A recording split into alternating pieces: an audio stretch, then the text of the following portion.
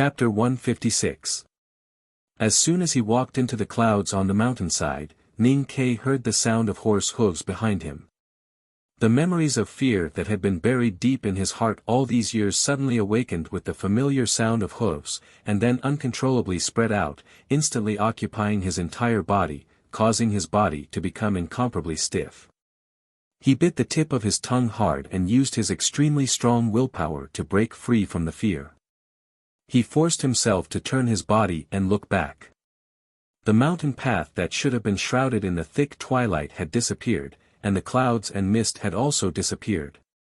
When they looked back, they saw a magnificent city standing between heaven and earth, a huge shadow blocking the official road to the north.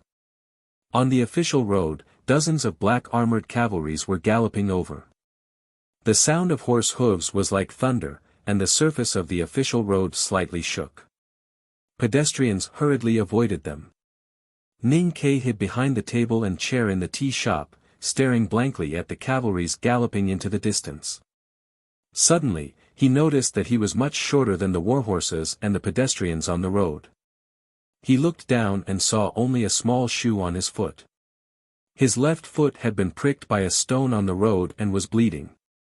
After leaving Chang'an, he followed the travelers all the way to the north. After being asked twice by those curious Tang citizens, he discovered the danger and quietly left the crowd one night. In the wild, he did not encounter any beasts. He could pick up fruits and fill his stomach, although hunger would always accompany him. When he came out of the forest with a sallow and thin face, he was about to reach the territory of Hebei province. At that time, he would no longer have to worry about being recognized, because there were sallow and thin faces like him all over the mountains and plains on both sides of the road. The Tang Empire faced a rare natural disaster in the wilderness and Hebei province in the first year of Jianqi era. The new emperor had just ascended the throne when he faced the first big test of his reign. His Majesty, who had rushed back to Chang'an from the Great Zhe, urgently began to arrange disaster relief. The refugees in the wilderness had already entered Hebei province, and the victims of the disaster in Hebei province were heading south. Those who were lucky enough to arrive first received relief from the imperial court, while those who were still within the borders of Hebei province and around the vast Min Mountain faced a more severe test. Around the official road, the imperial officials and bailiffs were counting the number of refugees and distributing porridge. More and more refugees were migrating from the north to the south. To the people at that time, the north was the underworld of the human world, the most terrifying world. While everyone else was heading south, Ning Ke continued north and entered the territory of Hebei province. He trudged along the road at the foot of Min Mountain. On the road, he encountered bandits with bad intentions and hid in the bushes to avoid them. But in the bushes, he saw many cold corpses. In a forest where the bark was almost peeled clean, he was surrounded by a group of starving people who were as thin as sticks. Judging from their clothes, these starving people should be from the northern Yan kingdom. The Yan royal family was unable to help them, so these starving people naturally came to the Tang Empire. It's a pity that he's just a kid. He doesn't have much meat on him. The starving people looked at the little boy who was covered in mud. The leader's eyes were glowing with green light, which was very much like the wolf Ning Ke would be very familiar with in the future. However, this wolf was also very thin, and its fur was quite festering. We don't have any strength left. Take off your clothes and jump into the pot. The leader of the starving people stuck his fingers into his mouth, as if he wanted to pull out a few shreds of meat. He looked at the little boy and said weakly, "Be careful when you jump in. Don't splash too much water out. These days, no one has extra strength to cut firewood and boil water." The 7 or 8 starving people around the little boy nodded slowly, like corpses that could barely move. Ning Ke looked at them and said, "You don't have any strength, but I do." The leader of the starving people laughed as if he was crying. He stretched out a withered finger and pointed at the little boy's face. He said, "If you still have strength, why don't you run away quickly?" Ning Ke did not say anything more. He took out the hatchet that he had carried all the way from behind his waist, and with all the strength he had accumulated by eating fruits, weeds, and a few handfuls of rice saved by kind-hearted people, he jumped up and fiercely waved the hatchet at the leader's nose. He was too young, too small, and too weak. Even if he jumped, he couldn't jump very high. However, the starving people in the forest had been starved for too many days and had long lost their strength. They could only watch helplessly as he swung the hatchet. With a puff, the little boy missed his target. The hatchet that had intended to cut off the leader's nose stabbed into his eye socket. Because of the hunger, the leader's eye socket was very clear. The scene of the hatchet cutting into the eye socket was very clear, and so was the sound. The rusty edge of the hatchet directly penetrated his eyeball and then went deep into his brain. The leader of the starving people fell straight like a piece of wood without making a sound. Ning Kai panted and walked forward. He stepped on the leader's neck with his little foot and pulled the hatchet out.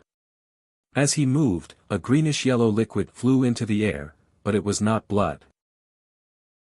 He stared at the shrunken eyeball hanging on the hatchet for a long time.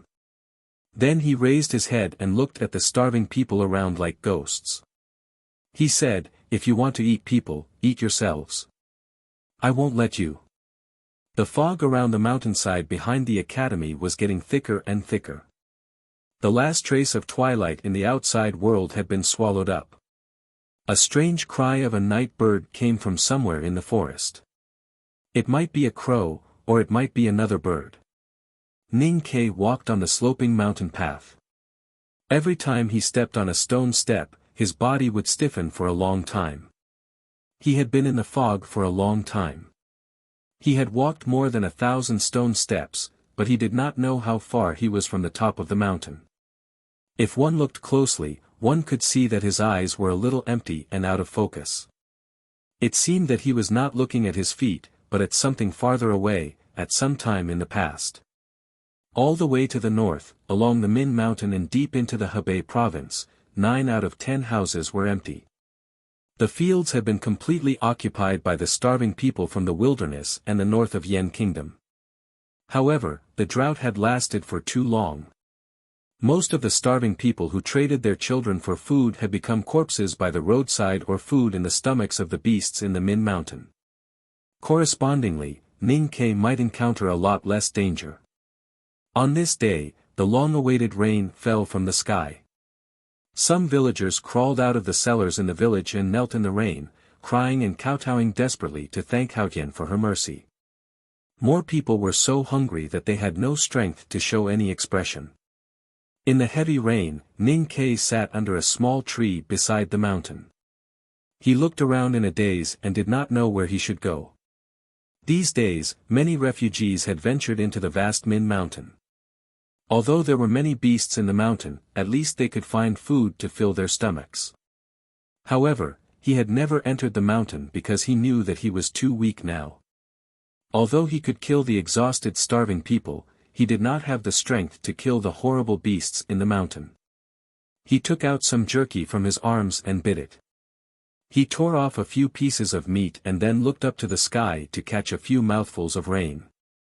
He chewed and swallowed it, but there was no expression of enjoyment on his face.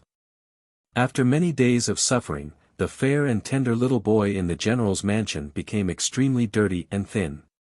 The little boy's lips were full of curled-up dry skin, and blood seeped out of his teeth from time to time when he chewed the meat. The rain gradually lightened. He checked the hatchet behind his waist, picked up the wooden stick beside him, and continued north along the road at the foot of the mountain. He wanted to make sure that he had time to escape into the Min Mountain. He knew that as the rain fell, the adults who came back to life and were healthier than before could become his enemies at any time. There were many corpses piled up on the side of the road in front of them. The skinny corpses had long rotted and were soaked in the rain, emitting a foul stench. A few similarly skinny wild dogs were squatting beside the corpses and eating. One of the wild dogs had its head tilted and was biting a bony arm that was exposed. It was forcefully dragging it backward, letting out a low growl from time to time. Another wild dog was squatting like a human, its 2 front paws resting on a skinny, rotten thigh as it gnawed on it. Hearing Ning Kei's footsteps, the few wild dogs stopped eating and raised their heads vigilantly. They stared at the little boy on the road and let out a low and terrifying whimper. Two wild dogs judged that the little boy's body shape could not pose any threat to them. They even gave up on the disgusting rotting corpses in front of them and began to approach Ning Quebec. Ning Kei used the wooden stick in his hand to stomp on the ground, and then took out the hatchet behind his waist. He lowered his body, revealing his slightly swollen and bleeding teeth, and fiercely barked at the two wild dogs. Probably because they smelled the stench of blood on the little boy's body and sensed that the other party possessed a level of danger that was different from his size, the few wild dogs retreated with a squeak and scattered around the pile of corpses, no longer eating. They were prepared to continue after he left. The rotting corpses beside the road and the domestic dogs that were supposed to guard the house had become wild dogs that hunted for rotting corpses. Ning Kei had seen many such scenes along the way and had long become numb to it. He did not feel anything at all, so he decided to leave immediately. Otherwise, if he really fought with these wild dogs, he might become one of these rotting corpses in the next moment. Just as he was about to leave, he suddenly heard a very faint sound. He looked back at the rotting corpses that were soaked in the rain and found no movement. He was ready to leave again. Just as he was about to leave again, the faint sound rang again. This time it was very clear. It was the sound of crying. He walked back to the rotting corpses that were soaked in the rain and roared. He waved the wooden stick and hatchet to drive away the wild dogs that felt that their food had been occupied. Then he used the hatchet to chop off a rotten thigh and threw it far away into the dry field that had accumulated rain. The wild dogs whimpered and ate around the rotten thigh, ignoring his actions for the time being. Listening to the faint sound of crying coming from below the rotting corpses, Ning Kei began to move the corpses on the top. His strength was indeed very weak. Fortunately, these dead people were all skin and bones when they died. At this time, most of their internal organs had rotted into water vapor, so it was not too difficult to move. Wherever he touched was wet and slippery, like some kind of oily mud that he ate during the New Year in Chang'an City. Ning Kei shook off the rotten flesh on his hand and continued to move. At last, he finally saw the owner of the faint cry. There was a body lying in the field with its back bent. The body was wearing the clothes of a servant. After flipping the body over, they saw the little baby soaked in the rainwater and corpse fluid. The little baby's face was pale, her lips were black and blue, her eyes were tightly closed, and her breath was very weak. It was hard to imagine how she survived and how she could make such a cry just now. Ning Kei wiped the rotten flesh on his hand on his pants and then carefully picked up the baby. After a long silence, he looked at her and said, "You cried because you don't want me to leave, right?" He jumped off the rotting corpses with the baby in his arms and walked away along the road. The wild dogs that had been staring at him for a long time with green light in their eyes, seeing that he had finally left, let out a happy whimper and ran back to the rotting corpses. After a while, there was a sound of cooing. Without a sound, the heavy rain began to fall again. Ning Kei glanced at Min Mountain in the distance and looked down at the pale baby. He thought that if he let her stay in the rain for a while longer, she might not be able to cry anymore. He wanted to find something to shelter himself from the rain, and then he saw a black umbrella by the side of the road. The black umbrella was big, old, and dirty. The mountain road was still foggy. Ning Kei lowered his head slightly and stood between the steep stone steps, unable to move for a long time. With a swoosh, an arrow accurately hit a gray rabbit. Ning Kei walked forward like lightning and happily picked up the gray rabbit. He twisted his hands and broke the rabbit's neck neatly. Then he threw it into the bag behind him. The bag behind the lad was heavy. It seemed that there was a lot of game in it. Crouching at the foot of the tree and smelling it, he plucked the vines behind it, and climbed up the cliff by a steep path. In the meadow near the spring, he saw with satisfaction the best he had done in the last 3 days. A rock goat was lying on the ground, crying out in pain.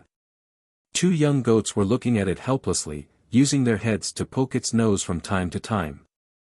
No one knew if they were trying to give it some strength and confidence, or if they were trying to comfort its dying kin. Ning Kai quietly walked forward and picked up the end of a rope in the grass. With a sudden pull, the beast-catching rope hidden in the grass was suddenly tightened. The two lambs screamed and fell down heavily, their hooves tightly tied together. The big rock goat whose hind legs were caught in the animal trap struggled desperately. It looked at the lambs whose hooves were tied and cried out anxiously. "You're lucky. At least someone is worried about you." Ning Kai walked to the animal trap and looked at the two lambs in the grass. He shook his head and pulled out a knife from his waist and pierced the big rock goat's neck. "I'm back." Ning Kai dragged the carcass of the rock goat, carried the heavy bag and led the two lambs back to the old hunting house in the forest. A little girl ran out to greet him. She was about 4 or 5 years old and wore animal skin. Her skin was dark. The hunting house was old and dim. The old hunter who sat by the copper brazier put down his pipe and looked at Ning Kai expressionlessly. He spat on the ground and said, "How's the harvest today?" "Not bad," Ning Kai said. The old hunter's face was full of wrinkles. One could never hope to see any kindness on his face. All one could see was greed and coldness. "Let's eat." The old hunter grabbed a piece of meat and ate it. He felt that the taste was not right and scolded, "This damn girl. I told you to put less salt. Salt is so expensive. Who gives you money? You wastrel. You only know how to eat and use my things. After I raise you for another 2 years, I'll sell you to the brothel for money." The little girl lowered her head and her eyes were full of fear. Ning Kai lowered his head and looked at the bowl of potato porridge that looked like a clear soup. His gaze was reflected in the water, and he could vaguely see the sparks that looked like stars. He had been reprimanded like this for many years. The old hunter ate meat while he and Sang Sang did not even have meat soup to drink. He had endured such treatment for many years. He was used to it, but it seemed that he could not get used to it forever. Little Sang Sang held the bowl of porridge with her 2 small hands. Her slender arms trembled and she suddenly coughed. Ning Kai reached out and stabilized the bowl for her. The old hunter drank a mouthful of strong wine and looked at them drunkenly. He said, "At least you are sensible. If the bowl were to break, how would I deal with her?" Ning Kai looked at the bowl of meat in front of the old hunter and stood up to walk over. He said sincerely, "Grandpa, Sang Sang's illness acted up again last night. Do you think we should let her eat a piece of meat?" The old hunter slapped Ning Kai's head and scolded him with his eyes wide open, "Is the prey for you to eat? It's used to exchange for money and salt. If you think that I'm not treating you well, then get lost. When you catch a tiger for me and use its bones to pay for my meals all these years, I'll let you get lost. I've spent a lot of money to make a steel clip, but you're useless." Ning Kai retreated in silence. The old hunter finished his wine and left the house to check on the prey that Ning Kai had brought back today. After a while, he walked in angrily with a whip in his hand and lashed at Ning Kai's face. He scolded, "You wastrel. How many times have I taught you? Drag all the fellows back for me to slaughter. Who asked you to slaughter them outside?" Ning Kai's face was covered in blood, but he did not dodge. He knew that there was no point in dodging. He lowered his head and explained, "That rock goat is too heavy. If I don't kill it first, I won't be able to drag it back. Furthermore, I'm very careful with my attacks. It shouldn't be a problem to skin it. What's the use of you if you can't drag it back?"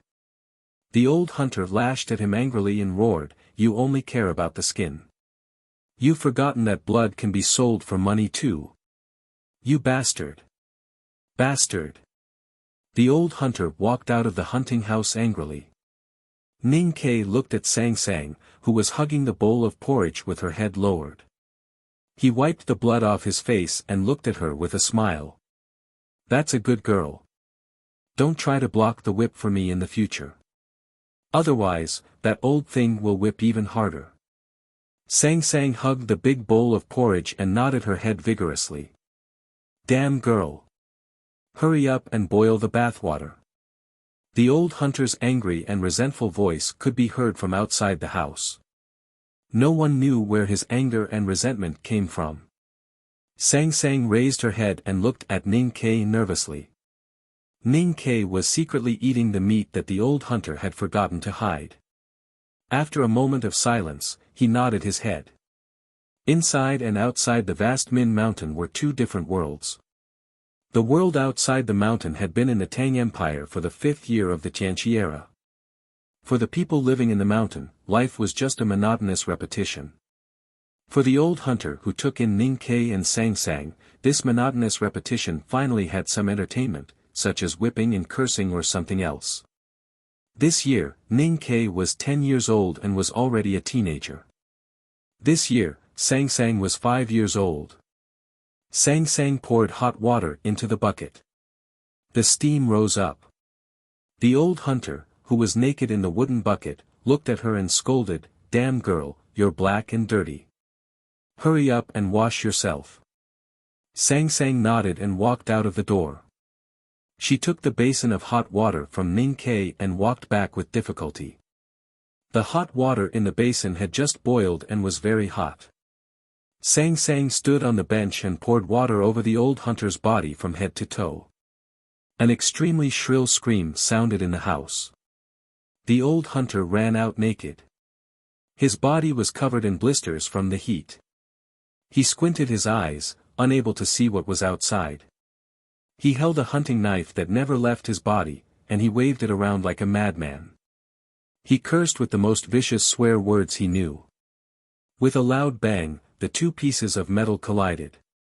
The old hunter fell to the ground and let out an even more shrill scream. His right leg was in a steel trap used to hunt tigers. It was already broken in half. Ning Ke and Sang Sang walked over and looked at the old hunter who was lying in a pool of blood. Even in such a situation, the old hunter still retained the ruthlessness of the mountain people. He stared at Ning Ke and scolded, "You bastard! You ungrateful thing! You will die a horrible death. Yes, we have taken revenge these few years. Now is the time for revenge." Ning Ke took out the hunting knife from behind him and looked at the old hunter's drooping flesh and the poor fellow at the base of his thigh that was covered in blood. He said, "I wanted to endure for another 2 days, but you refused to give us the chance to. If you did not want to sell Sang Sang to the brothel, we would not have thought of killing you. If you did not want to take a bath, we would not have thought of killing you." Ning Ke looked at him and was silent for a long time before continuing, "Actually just now, if you had been willing to let Sang Sang eat a piece of meat, perhaps we would not have killed you. We might have even sneaked away." The old hunter panted and looked at him in confusion. Ning Ke held the hunting knife in his hand tightly and slashed down. The old hunter's head fell off. A moment later, Ning Ke walked out of the hunting house with the boxwood bow and quiver on his back. The hunting knife at his waist swayed slightly. Little Sang Sang followed him with the big black umbrella in her arms. "Get on my back if you are tired." Then the two disappeared into the vast Min Mountain.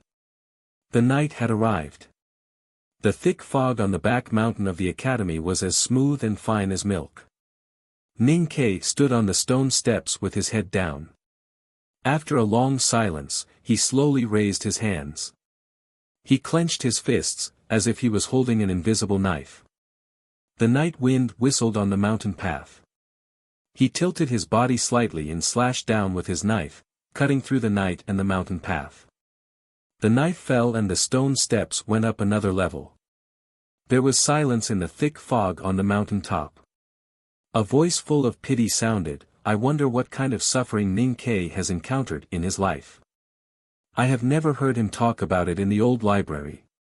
Why is this mountain path so difficult for him? The mountain path is long. The past trials in one's heart have all turned into reality and blocked the way of the climbers. If one can see through it or look down on it, it may be easier. But if one cannot see through it and has the intention to retreat, he will never have the hope of climbing the mountain. Second brother's voice sounded slowly. Until then, there was finally a solemn and respectful tone in his voice. The two people who climbed the mountain today are very interesting, especially Ning Quebec. Although he doesn't know what those memories and pain in the depths of his heart are, he is not willing to forget them at all. He doesn't have the slightest regret and even thinks it is unnecessary to see through them. Facing the darkest corners of his heart, facing the most painful experiences, the choice he made today is exactly the same as the choice he made in the past. If he can't see through it, how can he stay true to himself and not change after so many years? Since he doesn't want to see through it, he can only kill it. He wants to kill his way through this mountain path. For me personally, this chapter is very satisfying. It is about a murder case caused by a piece of meat. I have finally written it. Because it is so satisfying, I want to tell you a piece of good news. I decide to write more after dinner. There is one more chapter before 12 o'clock in the evening. As for the number of words, I can't guarantee. See you at night. To be continued. If you like this work, please come to Chidian.com to vote for me. Your support is my biggest motivation. Chapter 157. He carried Sang Sang on his back and ran between the hunting villages, fighting with the beasts and hunters. He smelled the stench of the massacre in the Yen territory and saw Xiao Zhuozi leave with the cultivator. He took Sang Sang to the city of Wei, where he joined the army and became a soldier. He saw the beautiful and peaceful Shubi Lake. He and his comrades shouted and rushed forward. He saw the fierce horse gang running around like rabbits. The gold and silver they robbed became the trophies of the border army and were pushed back to the city of Wei. In the winter of that year, he went to the pigsty very early to listen to the desperate howls of the pigs. He saw the blood gushing out of the pigs' necks and excitedly blew the bamboo tube under the pig's skin under the guidance of his senior. He was busy all night. Looking at the big white pig being put into the boiling pot to be shaved, Ning Ke squatted on the ground and looked up at Sang Sang beside him. He asked, "Does it look like how we killed Grandpa?" Sang Sang said, "We killed the pig first and then scalded it. When we killed Grandpa, we scalded him first and then killed him." Ning Ke thought about it and felt that this was indeed a big difference. Before killing the old hunter and leaving the hunting house, he released the 2 lambs at Sang Sang's request. Ning Ke stood on the mountain path, in the night fog, standing in his own past years. On the long mountain path, every stone step represented a day that he had lived. Since he had climbed the mountain, it was as if he had experienced the first half of his life again. This was not an imaginary dream, but a very real reenactment.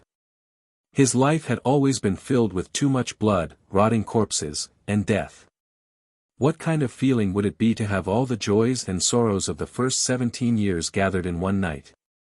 That kind of heavy mental impact was disorienting, and he often forgot that he was climbing a mountain. His expression became more and more painful, and his eyes stared at the distance in front of him. His steps on the stone steps became slower and slower. He stopped and his pupils gradually returned to normal. He looked into the night fog and said, "I'll kill for you to see." After saying this, he continued to walk up the next stone step. His right hand slowly reached into the air, into the white fog that was as fine as gauze, and grabbed a slender hilt out of thin air. Then, he pulled out the familiar long saber from nothingness and slashed at the nothingness in front of him.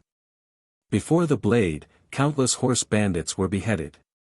Shubi Lake was once again dyed red. Countless barbarian spies were beheaded and fell off their horses. The autumn grass was stained with red frosting. Familiar or strange faces were chopped into 2 bloody halves and then disappeared. In the night fog, he killed all the way on the mountain road, from Min Mountain to the grassland, and then back to Chang'an. He killed the fat censor, the sword master in the lakeside house, and the old deputy general in the blacksmith shop. Everything that stood in his way was cut down by his saber, regardless of whether it was the enemies who had brought him painful memories, or the comrades who had once fought side by side with him in life and death but wanted to escape in the face of danger, or the warhorse that had brought him 800 miles into the grasslands and saved his life. Spring Breeze Pavilion was he killed silently. Lin 47th Street was raining. He saw the black-faced boy sitting in front of the gray wall. Ning Kai finally felt a little tired. He slowly put down the long knife in his hand and looked at the night fog at the end of the mountain path. He murmured, "It's not easy to live. It's painful enough to live for a lifetime. Why do I have to live again?" He looked down at Sang Sang beside him and frowned. He said painfully, "I know these are all illusions. Illusions can't scare me. But I can't prove that they are illusions. So I really feel very painful, just like we used to." Prince Long Qing calmly walked on the mountain path with his sleeves fluttering. He looked a little tired. From the moment he walked into the fog and stepped on the first stone step of the mountain path, he knew that everything he saw, heard, and felt was an illusion. He thought that he could see through all these with his clear Taoist heart and then climb the mountain easily. However, when he started walking, he realized that he had underestimated the difficulty of the second floor of the academy. No matter how bright his Taoist heart was under the refinement of West Hill Taoism, if one could not really see through it, then these illusions really existed. Prince Long Qing returned to his childhood. At that time, he was favored and could run freely in the imperial palace. The little prince always thought that his father was the most powerful man in the world and his mother was the most powerful woman in the world. However, one year, he accidentally eavesdropped on a conversation that directly tore apart all his beautiful image. That year, there was a sudden drought in the north of the mainland. From the wilderness to the north of Yan Kingdom and then to the north of the Tang Empire, countless starving people became homeless and chased after green leaves for food. On that day, the ambassador of the Tang Empire who was stationed in the Yan Kingdom was summoned to the palace and had a talk with his father. "Prince of Yan, I hope that the Yan Kingdom can show its ability. I don't expect your weak army to guard the border and prevent your starving people from running into the Tang Empire. I also don't expect you to be able to solve the problem of your people's hunger. But at least when the great Tang Empire starts the disaster relief, you should at least have a rough estimate of the number of starving people." The Tang Empire ambassador's beard was very long and it fluttered in the wind. It encouraged his anger or arrogance. "The food aid from the Tang Empire will arrive in capital Cheng in about 10 days. But if you don't want all the people in the north of Yan Kingdom to die, you'd better think of some ways. Don't expect the Tang Empire to solve all the problems. His Majesty cares about the world and sees all the people as the people of the Tang Empire. But the Yan Kingdom is after all not a part of the Tang Empire. We have no reason to give all the food that our people urgently need to the Yan Kingdom." After saying this, the envoy of the Tang Empire flicked his sleeves and left. Young Prince Long Qing stared at his back in astonishment, only to realize that his father was not the most powerful man in the world. A random envoy of the Tang Empire dared to scold his father so rudely. He rushed out and asked in a childish voice, "Father, why didn't you send soldiers to kill that rebellious ambassador?" Hearing this, the Yan Emperor, who had always loved him, suddenly changed his expression. It was the first and only time in his life that he had given him a slap. Prince Long Qing stood on the mountain road and thought of the 4 words on the stone outside the wooden door outside the fog. He sneered and said, "A gentleman doesn't fight. How can a gentleman not fight? Those who don't fight are all dead. How can he be a gentleman?" The mountain road was long, like a long life. If Prince Long Qing's life was stripped of the golden coat of talent, it would be extremely boring and boring. It was unknown whether it was because of the slap bestowed upon him by Emperor Yen that day, or because he had been influenced by what he had seen and heard, but the little prince was no longer as mischievous and cute as he was in the past. Instead, he became quiet and hard-working, and he gradually learned that no matter what he saw, he would be able to remain calm and unaffected. His mother's two-eyed cat had died after stealing a piece of pastry from the plate. Because of this, an entire palace of palace maids were beaten to death. He sat quietly in his mother's arms, listening to the sounds of the beating and the wails of pain coming from the courtyard. He reached out to grab a melon seed from the plate and carefully peeled it. He blew off the skin and sent it into his mouth, as if he didn't know that the pastry should have been his. Later on, more and more people died in the imperial palace. His older brother, the crown prince, had to change many batches of nannies and palace maids. He also didn't know how many of the lazy cats in the imperial palace died. His servant girl was killed, and other people's servant girl was killed by his mother. None of these things could cause his emotions to fluctuate, as if they had nothing to do with him. One day, Prince Longqing began to show his talent in cultivation and was regarded as a treasure by the West Hill Divine Palace's priest stationed in capital Cheng. He decided to bring him back to the Revelation Institute of West Hill to study. On his way back, he went to Yueluan Kingdom and South Jin Kingdom and saw many things. The lilies in Yueluan Palace were boiled to death. The gardener responsible for looking after the flowers was thrown into a boiling pot by the furious Aunt Kyuni Mati. A follower of the sword sage of South Jin Kingdom, Lu Bai, was expelled from the sect. He was disemboweled on the street and his intestines flowed out. Prince Longqing looked at these things calmly. In his eyes, this was not indifference or cold-bloodedness. He just wanted to keep his Taoist heart clear enough, which was a necessary quality for the path to heaven. In the night fog, Prince Longqing looked at the approaching peak of the mountain. A sarcastic smile appeared on his face. He said proudly, "Except for Haotian, there is nothing in the world that can make me fear and respect. Nothing can make me feel pity. Since that is so, how can this mountain road stop me?"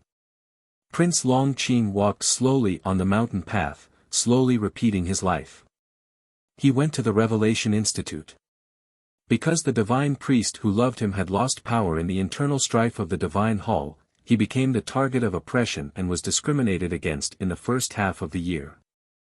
However, he was able to be absolutely calm now that he had experienced the scenes that made him unable to suppress his anger. He remained calm when he was ridiculed and ridiculed. It was only during the competition of the Revelation Institute that he used death and failure to calmly return the humiliation to the other party. He entered the judicial department and began to hunt down the heretics. The thorny whip lashed on the young girl's smooth and delicate back, tearing open gashes that were too horrible to look at. He stood outside the prison and watched calmly, not making a sound. A student of the Revelation Institute was convicted of apostasy because he had spoken disrespectfully to the hierarch in private. He was sentenced to eternal confinement in the dark water dungeon. He personally pushed the student who had been close to him into the water. Then, he listened to the endless screams of apology and curses. He calmly walked out of the prison into the sunlight, his face expressionless. An old remnant of the devil's doctrine was finally captured by the judicial department of the Divine Hall after living in seclusion in the mountain village for 60 years. Prince Longqing personally tied him to a wooden platform. He carefully avoided the wounds on the old man's body caused by torture and then lit the firewood under the wooden platform. On the other side of the fire, a subordinate of the judicial department snatched a baby from the arms of a young mother and then stabbed the young man to death with a Taoist stick. Finally, the baby fell to the ground and became a puddle of meat. He quietly watched this scene without any change in his expression. The cultivation of Taoism was a way outside the world. He stood outside the world and looked at the things in the world. How could the things in the world disturb his heart? He worshipped Haotian and punished the sins of the world. He firmly believed that the people he killed deserved it. How could he have mercy? It was late at night. Many people who watched the opening ceremony of the second floor in the front yard of the academy had left. Although bigwigs such as the Prince of Tang, Princess Liu, and Priest Moli were still silently waiting for the final result, there were only 2 people left on the mountain road. They had nothing to do with many countries. Why should those envoys wait bitterly? Of course, the students of the academy did not leave. They silently looked at the mountain with a very complicated expression. Zhong Dajuan looked at Xie Qingyun, who was supported by Jin Wuxia, and saw the lost expression on his face. He sighed and said, "Qingyun, let's go back. There's nothing to see." Could Ning Ke really defeat Prince Longqing? Jin Wuxia worriedly looked at Xie Qingyun. She knew that although this man looked gentle, he was arrogant and conceited in his bones. Today, he gave up halfway and became insignificant compared with Prince Longqing. She was afraid that he had suffered a great mental blow. What she was more worried about was whether this man would be dispirited after finding that Ning Ke was much stronger than him. Xie Qingyun shook his head and looked at the back mountain of the academy which could not be seen clearly in the night. He said, "I want to see the result." Suddenly, someone made a suppressed exclamation. No one knew when the floating clouds in the night sky had dispersed, and the clouds and mist on the mountainside had also dispersed at that moment. For a moment, the starlight shone on the winding and steep mountain road, and even those stone steps were clearly illuminated. After an extremely short period of time, the clouds and mist in the mountain gathered once again, covering the mountain path tightly once more. It was no longer possible to see what was inside. But this moment was enough for many people to see the 2 figures on the long mountain road stone steps. One of them had reached the very top of the mountain road and was about to reach the top. Judging from the figure, it should be Prince Longqing. The figure behind him should be Ning Ke, but he was still climbing hard in the middle of the mountain road and was very far away from the top. Out of a very strange mentality, many students of the academy let out a relieved sigh. Someone murmured, "Fortunately, Ning Ke is still not as good as Prince Longqing." Chang Jingming coldly glanced at that person and said, "Now I begin to doubt whether it is a mistake to study with you people instead of continuing to serve in the Yulin Royal Guards. Yes, we used to think that Ning Ke was useless and had problems with his character. But this doesn't mean that we should hope for his failure in order to lessen our humiliation." He said with an iron face, "Don't forget that Ning Ke is a Tang and a member of the academy. Prince Longqing is a Yen and a member of the West Hill. I feel very ashamed now, but you don't know shame, which makes me feel ashamed." The scene of the starlight illuminating the mountain road naturally did not escape the eyes of Priest Moli and the academy instructors. Since Ning Ke began to climb the mountain, those who knew that he could not cultivate had not stopped talking and ridiculing him. When he surpassed one young cultivator after another on the mountain road, these discussions and ridicule became much smaller. When he finally succeeded in entering the mountain fog and became the only one who was still competing with Prince Longqing on the mountain road, there was a long period of silence. From climbing the mountain during the day to the night, looking at the boy's speed, I'm afraid that he won't be able to reach the top in another half a month. Now that the prince is about to reach the top, why not directly announce that he has entered the second floor? Do you want us to continue to accompany him? For some unknown reason, Priest Moli, who was proud and calm because of his confidence, suddenly felt a little restless and irritated. He impatiently patted the back of the chair, stood up and said in a low voice. Li Yu did not even bother to look at him and said sarcastically, "If you can't wait, you can let Prince Longqing directly fly to the top. As long as he reaches the top first, there is no need to care about Ning Quebec. But if Prince Longqing doesn't reach the top, then no matter whether Ning Ke climbs or jumps, no matter how long he needs to climb, I think you'd better not say too many meaningless opinions." Priest Moli was furious, but he had no way to vent his anger, so he sat back in the chair heavily. On the meadow under the starlight, Sang Sang was squatting by the road with the big black umbrella in her hand, spinning the handle of the umbrella in boredom. At this moment, the young monk called Wu Dao walked out of the academy. His eyes suddenly lit up when he saw Sang Sang squatting on the side of the road. His body suddenly turned into a stone statue, unable to take another step. He just stared at her quietly until his eyes became infatuated and confused. After a long time, he looked at Sang Sang's slightly dark face and some fine yellow hair floating on her forehead. He put his palms together and praised her with the most gentle tone and the most sincere attitude. "Miss, you are really beautiful." Sang Sang stood up with the big black umbrella and looked around in confusion. After a long time, she was sure that the monk was praising her. She could not help raising her eyebrows and squinting her willowy eyes. She stared at him and said seriously, "Don't scold me." Wu Dao smiled and put his palms together. He said, "I have a discerning eye and can recognize jade in stone." "Miss, you misunderstood me." Sang Sang heard the words, "jade in stone," and was slightly shy. Then she seriously reminded him, "Even if I am beautiful in your eyes, don't praise me like this in the future." Because this sentence is now used to scold people in Chang'an City. "Why?" Wu Dao asked in surprise. Sang Sang did not like his scorching eyes. She turned around to look at the academy and ignored him. Wu Dao turned to her and asked gently, "Miss, who are you waiting for?" "My young master." Wu Dao said seriously, "Miss, no one in the world is qualified to make a girl like you wait, except for me." Sang Sang looked at him and said, "You have already gone down the mountain, but my young master is still on the mountain.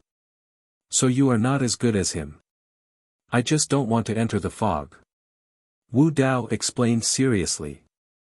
Suddenly he thought of something and asked confusedly, "The young master you are waiting for is the academy student named Zhong Dajuan?"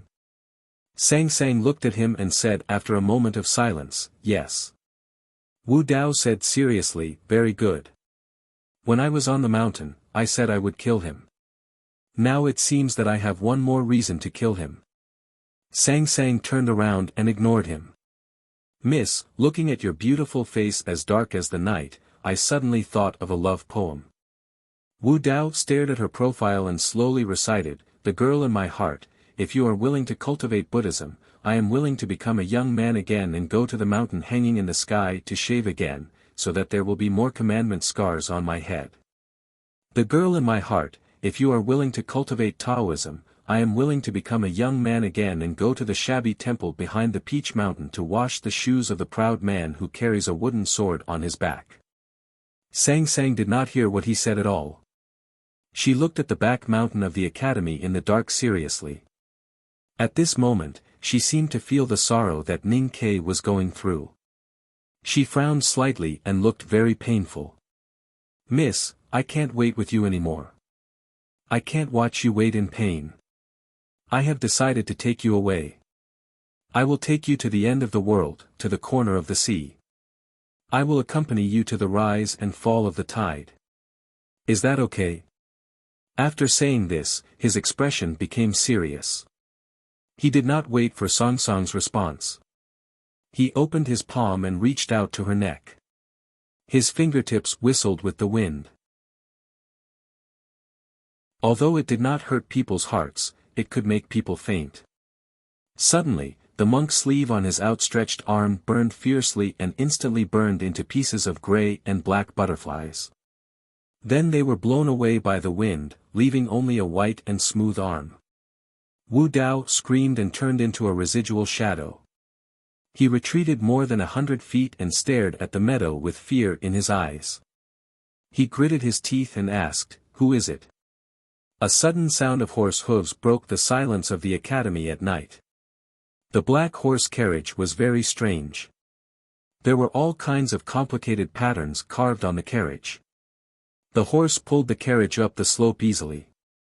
There was no smoke or dust under its hooves, as if it was hanging in the air. Yen Sei, the divine talisman master of the Tang dynasty, with an indifferent expression, withdrew his hand that was previously stretched out of the window. However, the charm of the talisman drawn by his fingers in the air was still lingering. The green grass on the roadside became yellow and withered at a speed visible to the naked eye.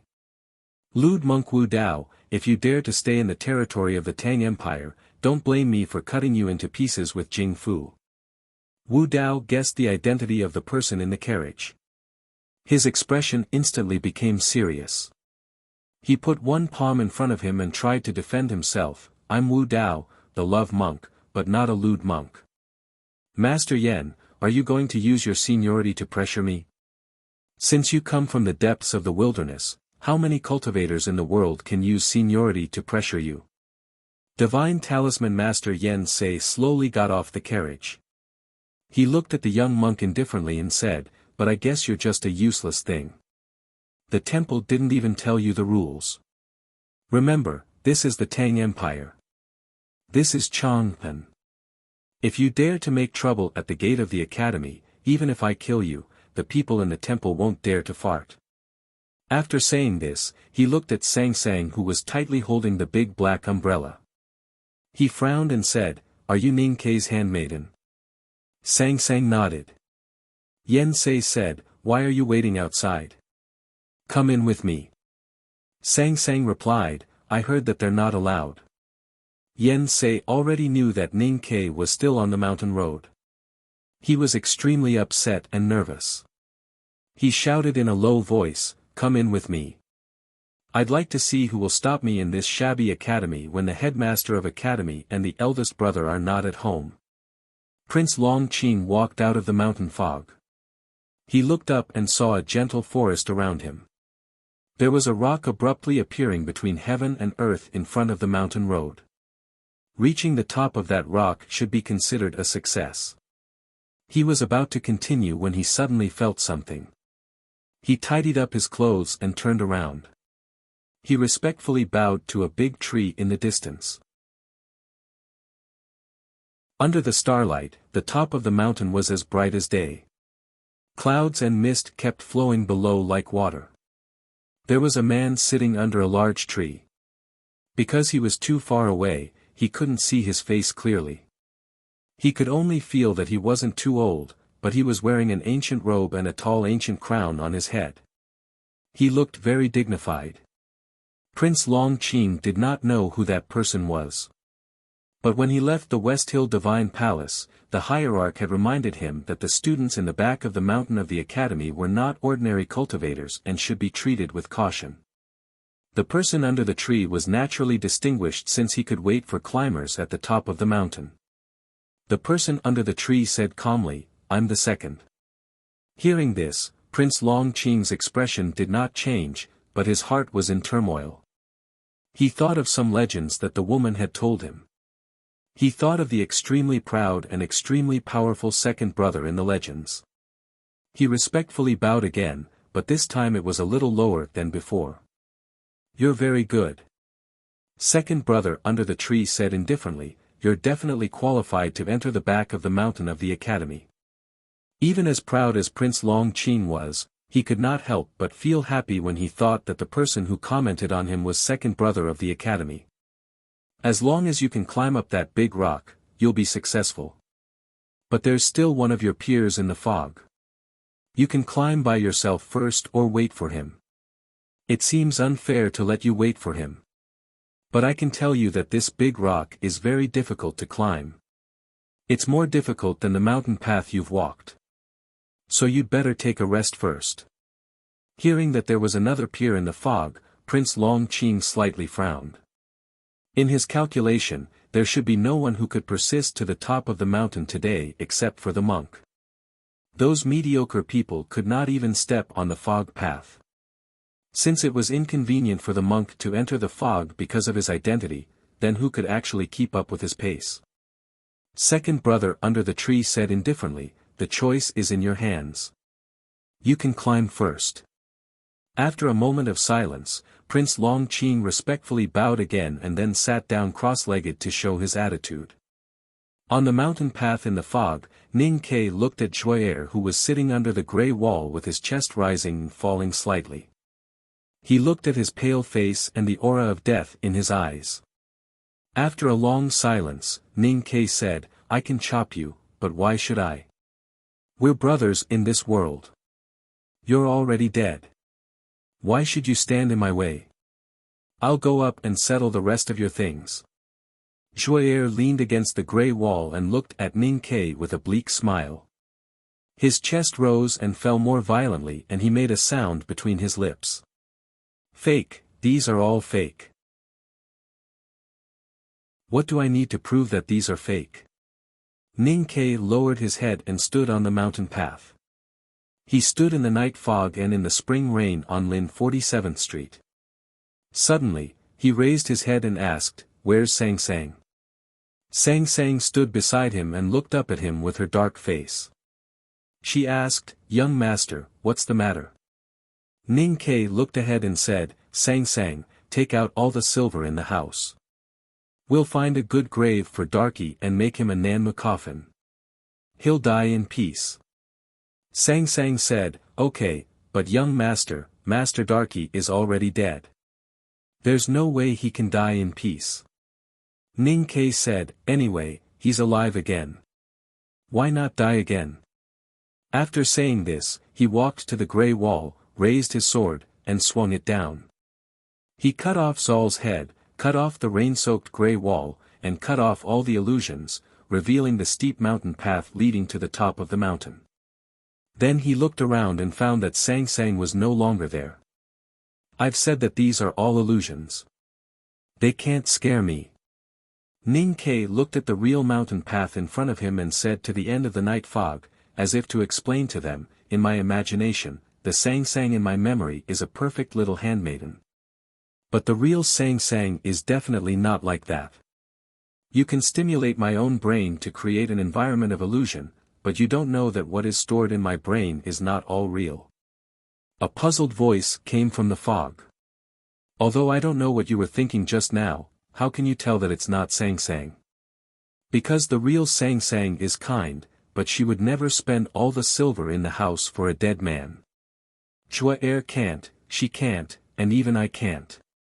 Ning Ke smiled and lifted his sleeve to wipe the blood dripping down from the corner of his mouth. Then he walked up the mountain. The mountain top was shrouded in silver light. There were trees here and there, all of which were cold-resistant coniferous trees. They were not Chen Pipi's favorite jujube trees. Prince Long Qing sat on the grass to regulate his breath and cultivate his psyche, his eyes tightly closed. A very small voice came from behind the green tree in the distance. "Senior brother, thank you." Second brother sat cross-legged in front of the green tree. His eyes were tranquil and his expression was solemn. He said indifferently, "This kind of harmless back door can be opened occasionally. Besides, Long Qing is one step ahead of Ning Quebec. It's fair to let him wait for a while." As the famous saying of the Academy, rules depend on who has the strongest fist. Since it was the examination of the second floor of the Academy, the so-called fairness was actually just someone's own opinion. Prince Long Qing went up the mountain earlier than Ning Ke, but he waited for a much longer time at the top of the mountain. The stars in the night sky gradually moved. Time passed by. After a long time, the thick fog under the mountain path flowed. Prince Long Qing opened his eyes and looked down. As the night fog dispersed, Ning Ke, in ragged clothes, slowly walked out along the mountain path.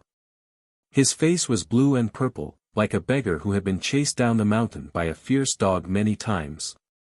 He looked extremely embarrassed.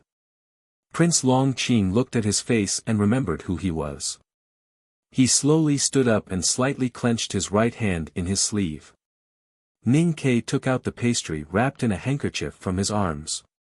He stuffed it into his mouth to replenish his strength while walking to the top of the mountain. He did not forget to greet the person under the green tree. "Sorry, I'm late, I'm late."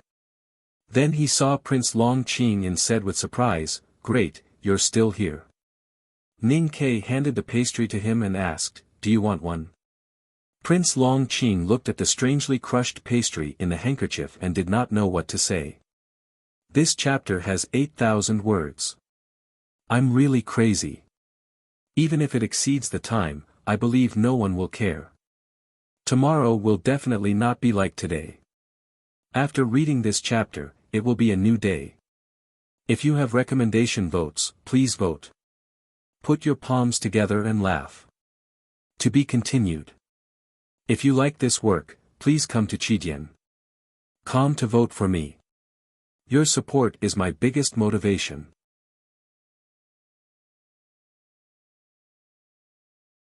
Chapter 158. Prince Long Qin remembered who Ning Ke was. He had lived a brilliant life and rarely had the opportunity to be humiliated.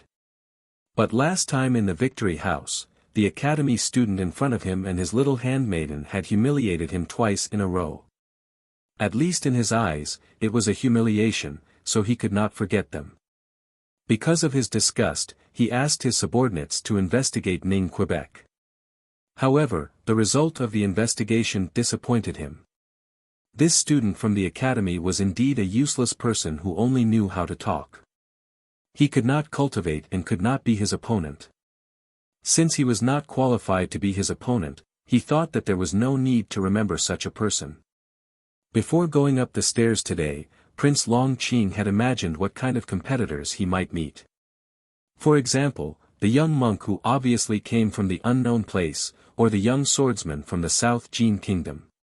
He even thought that the academy might have hidden a backup, but he never thought that the person who broke out of the fog behind him was Ning Quebec. He looked at Ning Ke's face silently and smiled mysteriously. Ning Ke saw that he had no intention to eat the pastries, so he took back his hand and said with a smile, "Don't be too surprised, it's not an illusion." At this moment, 2 pieces of emerald green bamboo floated slowly under the starlight and floated in front of them as if they were alive. The voice of the academy's second brother sounded again from under the tree. The hard stone at the end of the mountain path is the top of the mountain. Whoever climbs up first can enter the second floor of the academy. But I have to remind you that the short stone steps are more difficult than all the tests you have experienced before. If you force yourself, it is very likely to cause irreversible damage to your body and spirit. Hold the 2 pieces of green bamboo in your hands. If you feel that you can't hold it, you can pinch it. Prince Long Qin and Ning Ke bowed to the tree and reached out to take the green bamboo pieces from the air. Then they walked forward. They walked side by side. Prince Long Qin did not show any expression on his face and did not speed up his pace. He let Ning Ke walk beside him while chewing the pastries, which meant that he admitted that he was qualified to walk side by side with him. "Actually, I envy you very much." Ning Ke looked at the prince's perfect side profile and wiped the pastry crumbs on his hand onto his clothes. He shrugged and said, "You are born into a good family, have good talent, and have a good life. You also have a partner that everyone envies. For someone like me who comes from a terrible background, has terrible talent, and has an extremely bad fate, and only has a little charcoal head by my side, it's really too hard for me to reach your level."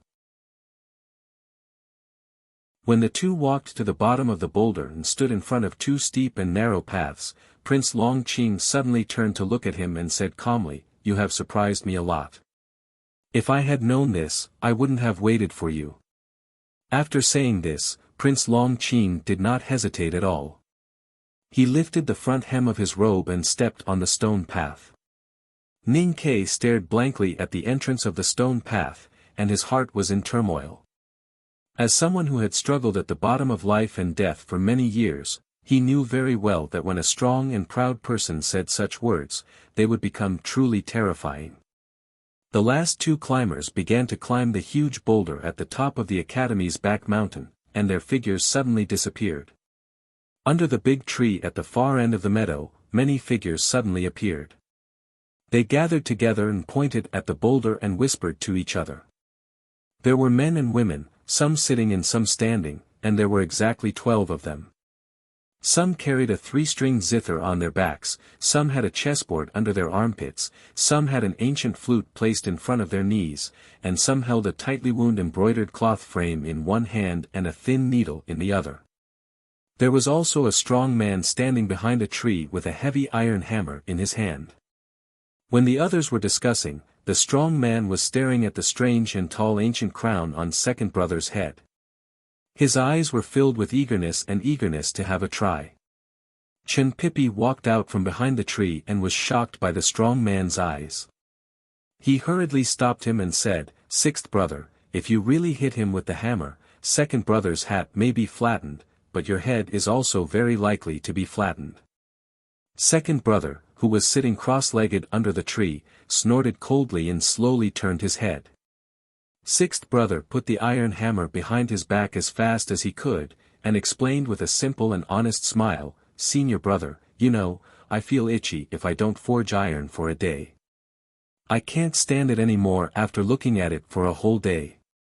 When I see the hat on your head, it's like seeing the iron ingot by the stove, and I always want to hammer it." This explanation was truly inexplicable and absurd to the extreme.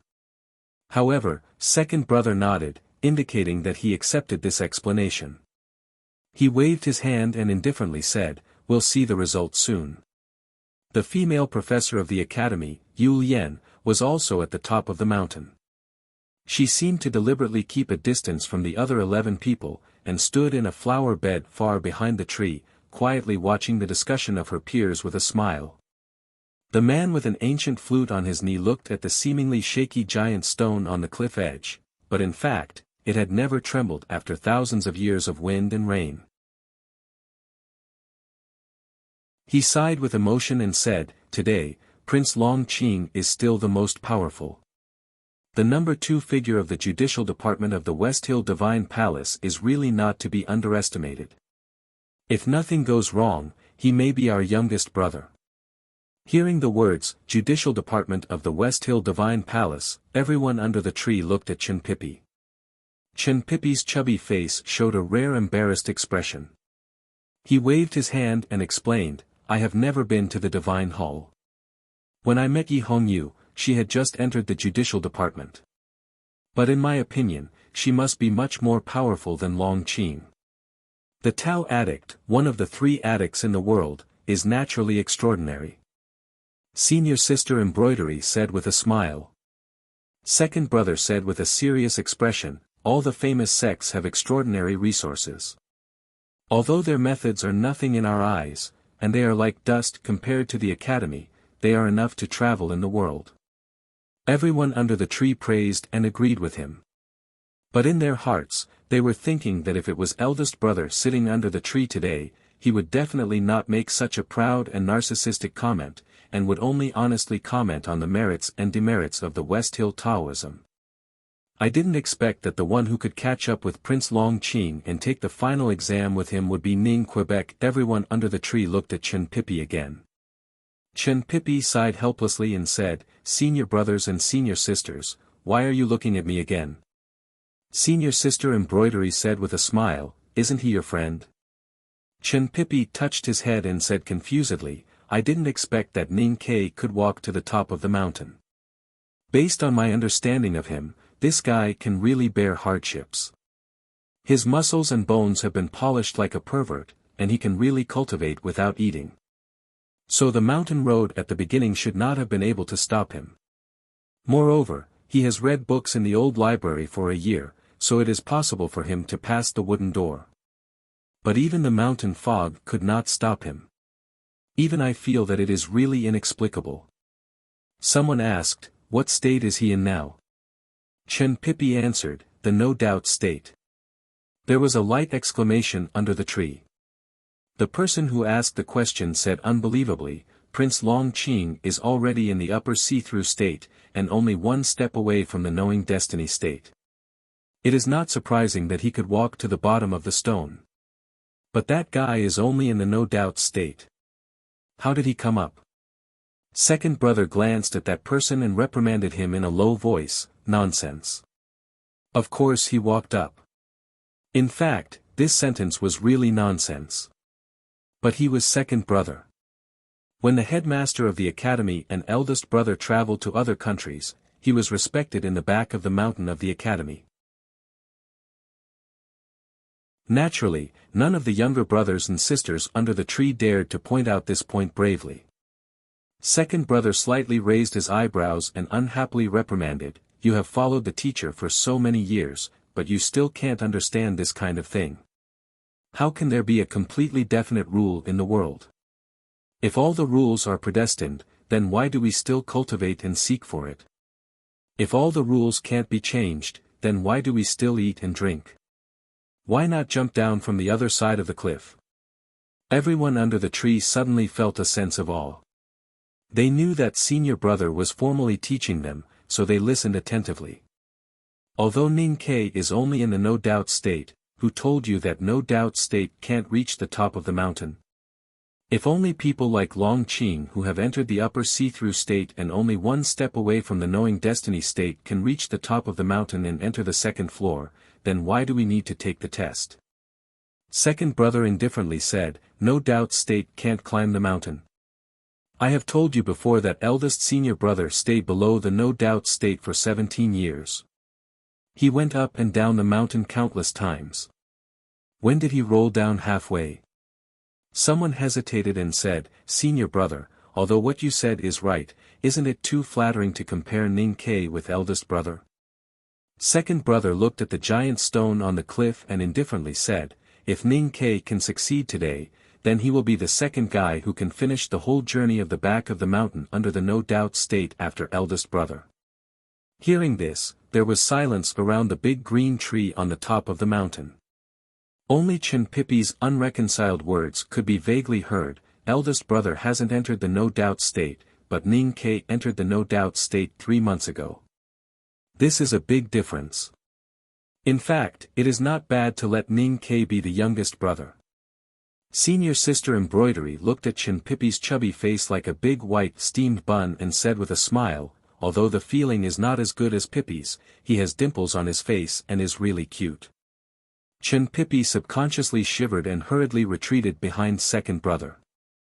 He poked his head out and shouted, "Seventh sister, don't be too optimistic. This last test is not so easy to pass. I bet that Long Qing will climb up first." Senior sister Embroidery smiled and exposed his real thoughts, "If Long Qing really climbs up first, won't you be disappointed and cry?" Chen Pippi chuckled.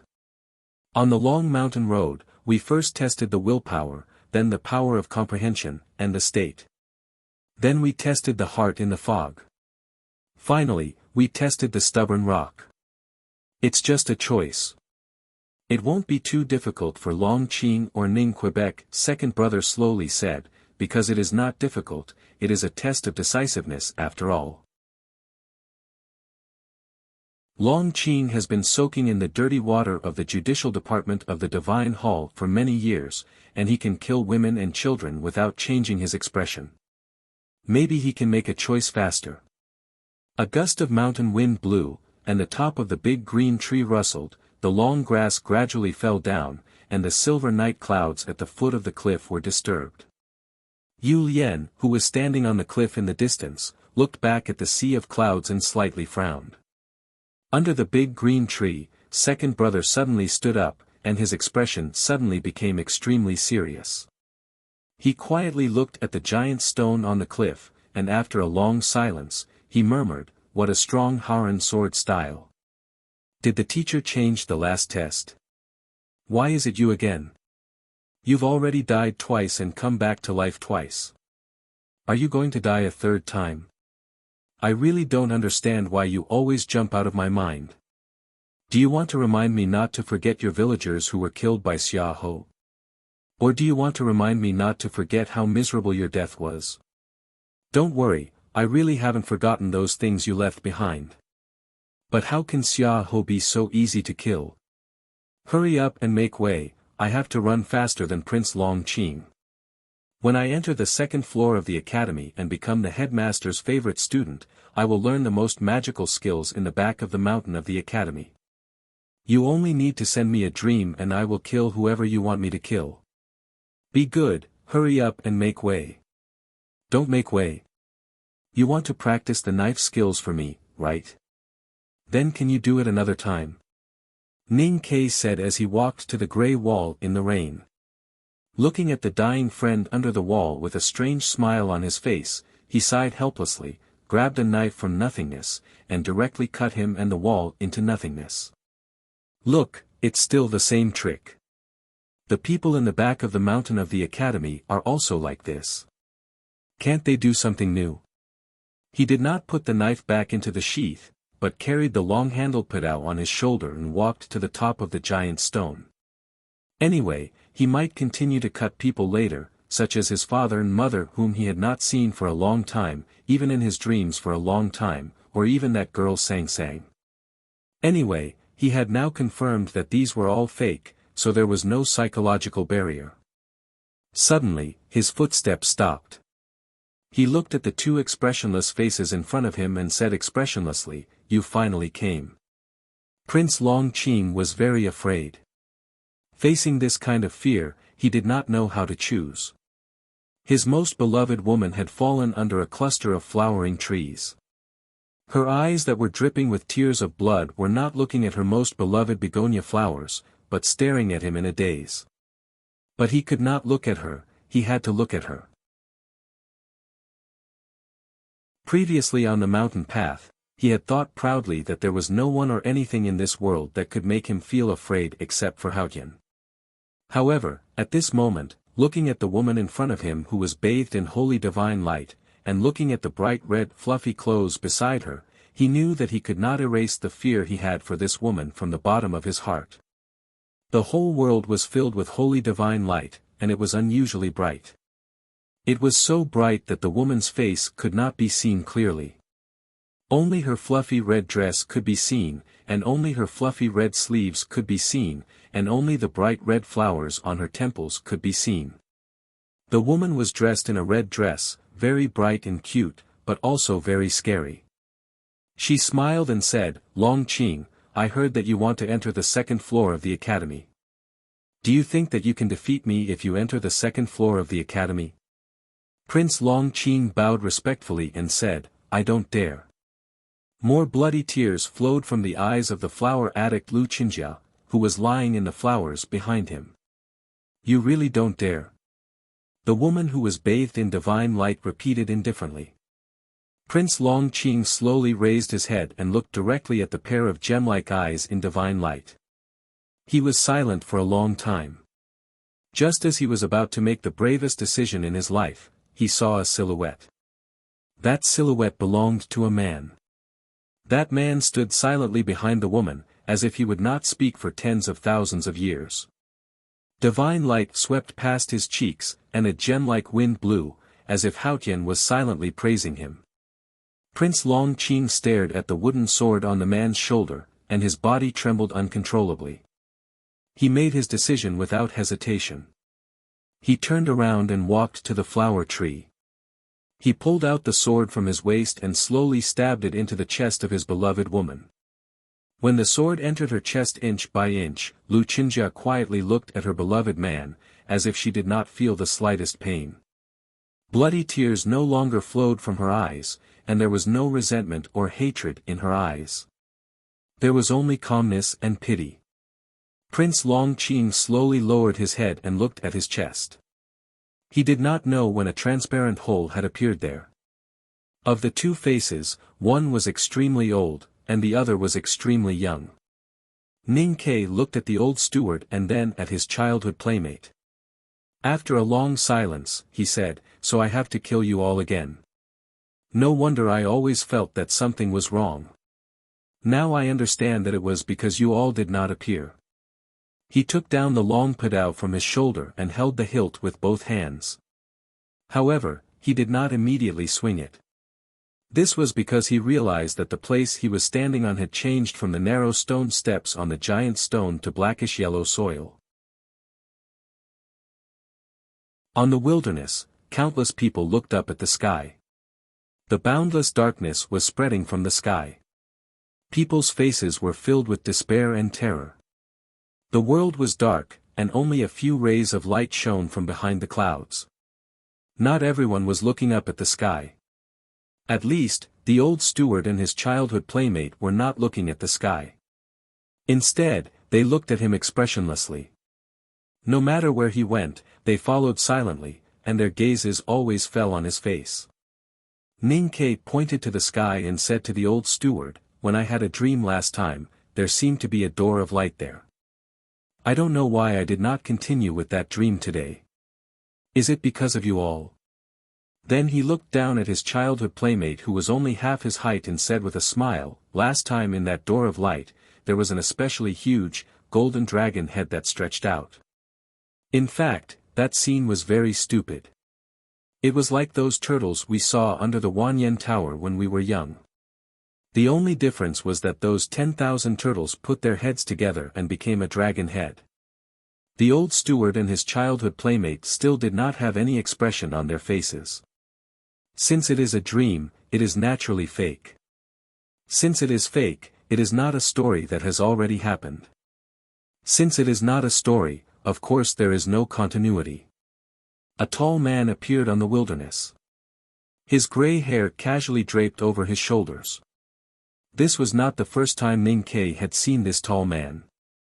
He walked over, wanting to see what the other party looked like. The tall man did not seem to turn his body at all. However, no matter how hard Ning Ke tried, he could not see the other party's face. When he circled around the tall man, the old steward and his childhood playmate were still behind him, circling with him. This scene seemed a little funny, but also a little inexplicably sad. The tall man pointed to the darkness that was occupying the entire night sky and said, "Look, it is really getting dark." Ning Ke looked up and said, "I see it." The tall man pointed to the light behind the clouds and said, "But there is still light there." Then between light and darkness, which side will you choose? Ning Ke answered without hesitation, "Why should I choose?" The tall man did not answer this question. He grabbed the wine bag from the drunkard beside him and drank it all. Then he took the pig's hind leg from the butcher's back and squatted on the ground to eat. From the side, one could see the oil dripping down his beard. Why do you want to kill your beloved woman?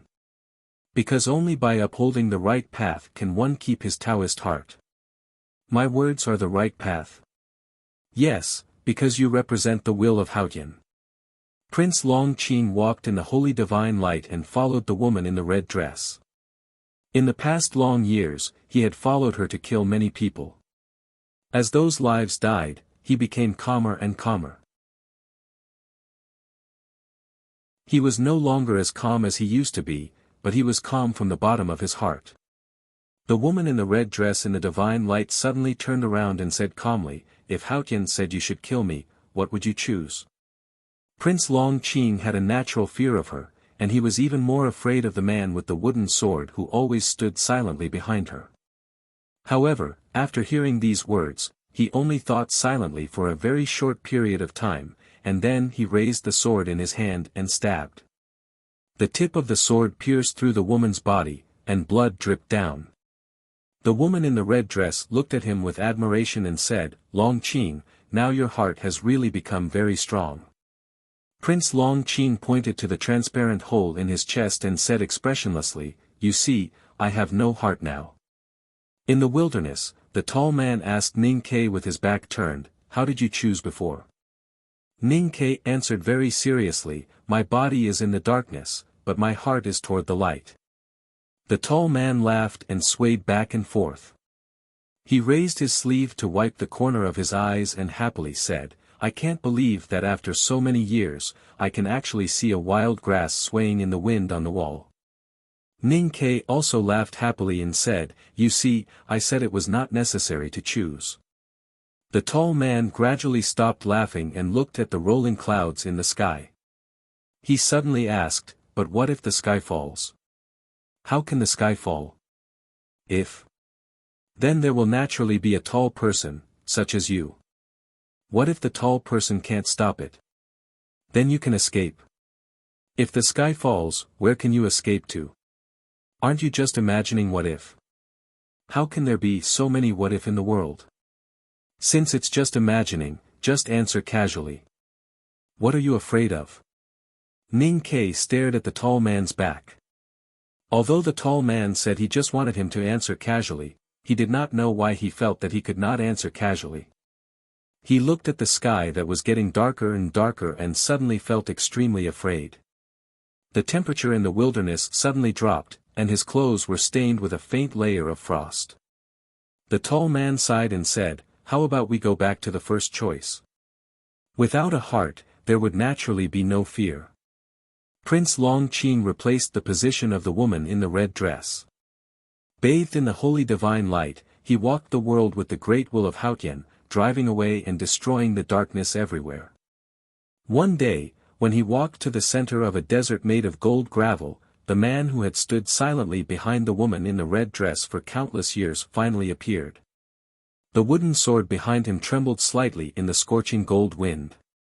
Prince Longqing looked at the man and said after a moment of silence, "From the moment I made the first choice, my fate was closely linked with Haotian. Even if you are the most powerful person in the world, you can't defeat Haotian." A gust of wind rolled up the gold gravel in the desert, and the wooden sword pierced through Prince Longqing's chest. Prince Longqing looked down at the transparent hole in his chest. The wooden sword that seemed to be able to pierce through everything in the world just passed through the hole in his chest without causing any damage to his body.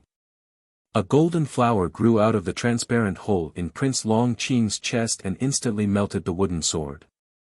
He raised his head and looked at the man's silhouette that was gradually fading in the gold wind. He said, "You see, this is our truth." After saying this, he turned around and left. The most feared enemies in his life had died one by one. Prince Longqing walked proudly on the desert made of gold gravel. Although he had lost his heart, he was still proud. He knew that from now on in the world of light of Haotian, he would be the most powerful and invincible person. All the darkness would avoid his light when it saw it.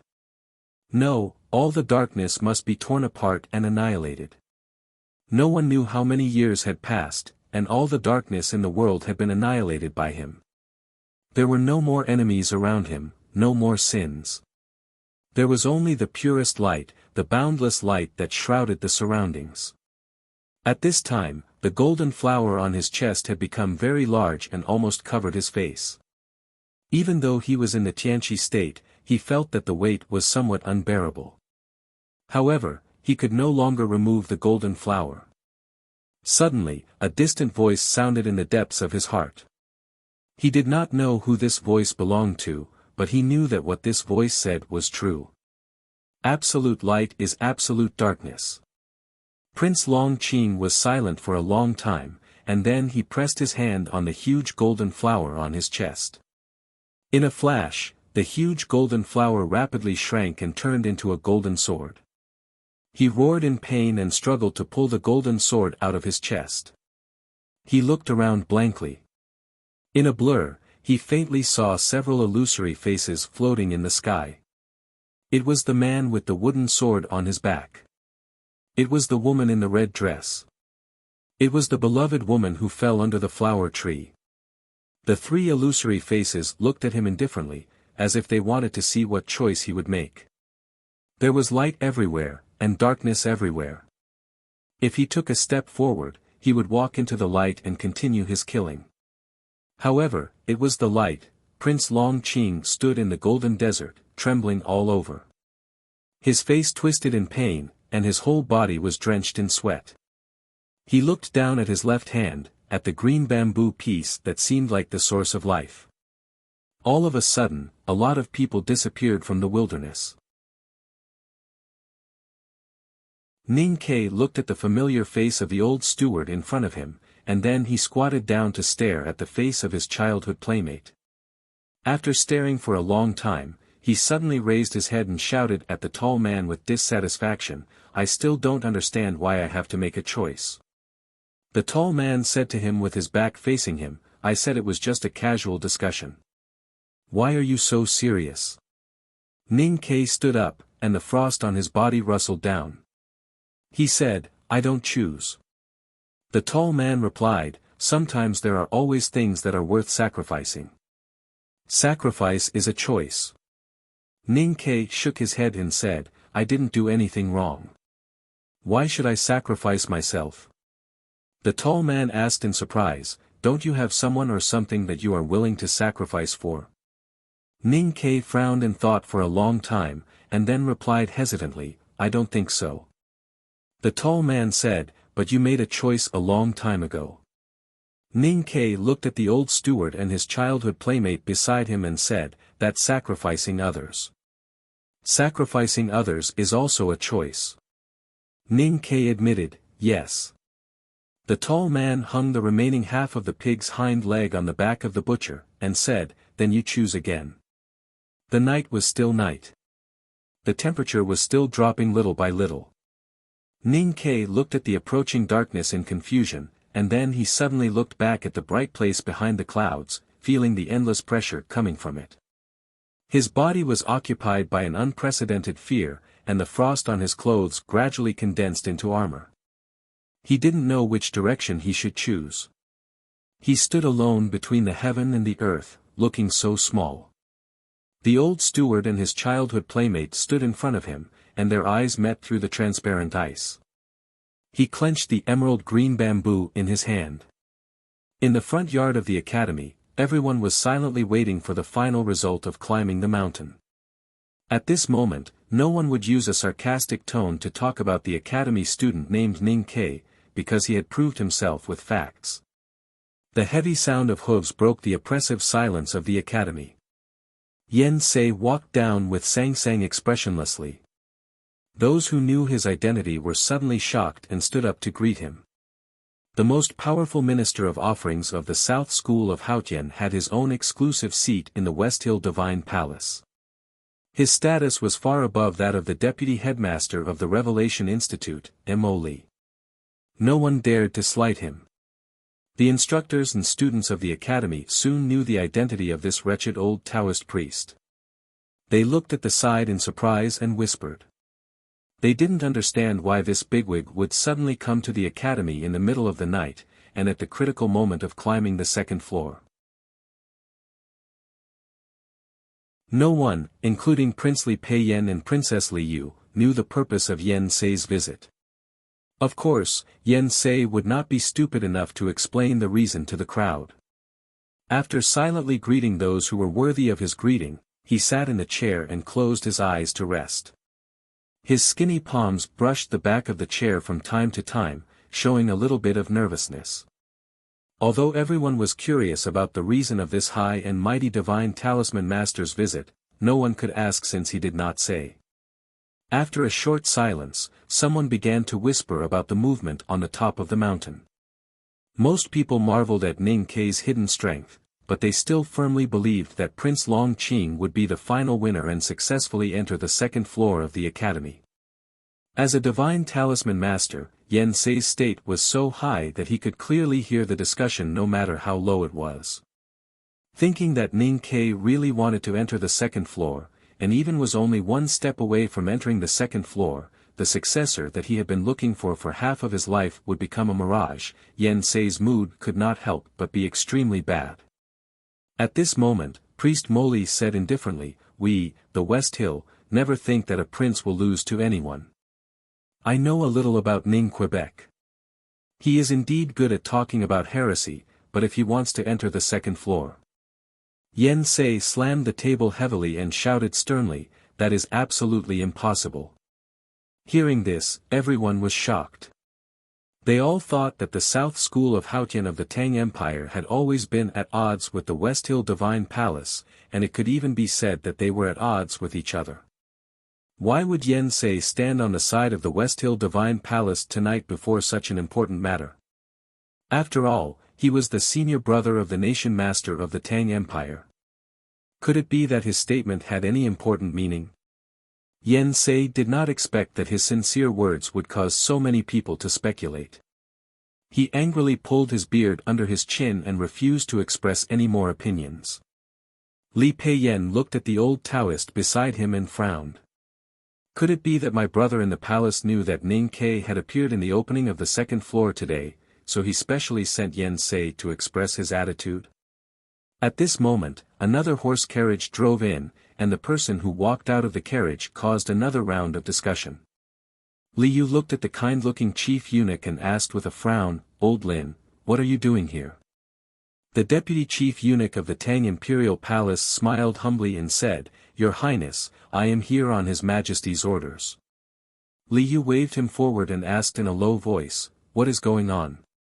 Eunuch Lin lowered his eyes and said softly, "His Majesty wants to see someone, so he asked me to wait here." "Who does my father want to see?" Li Yu asked in surprise.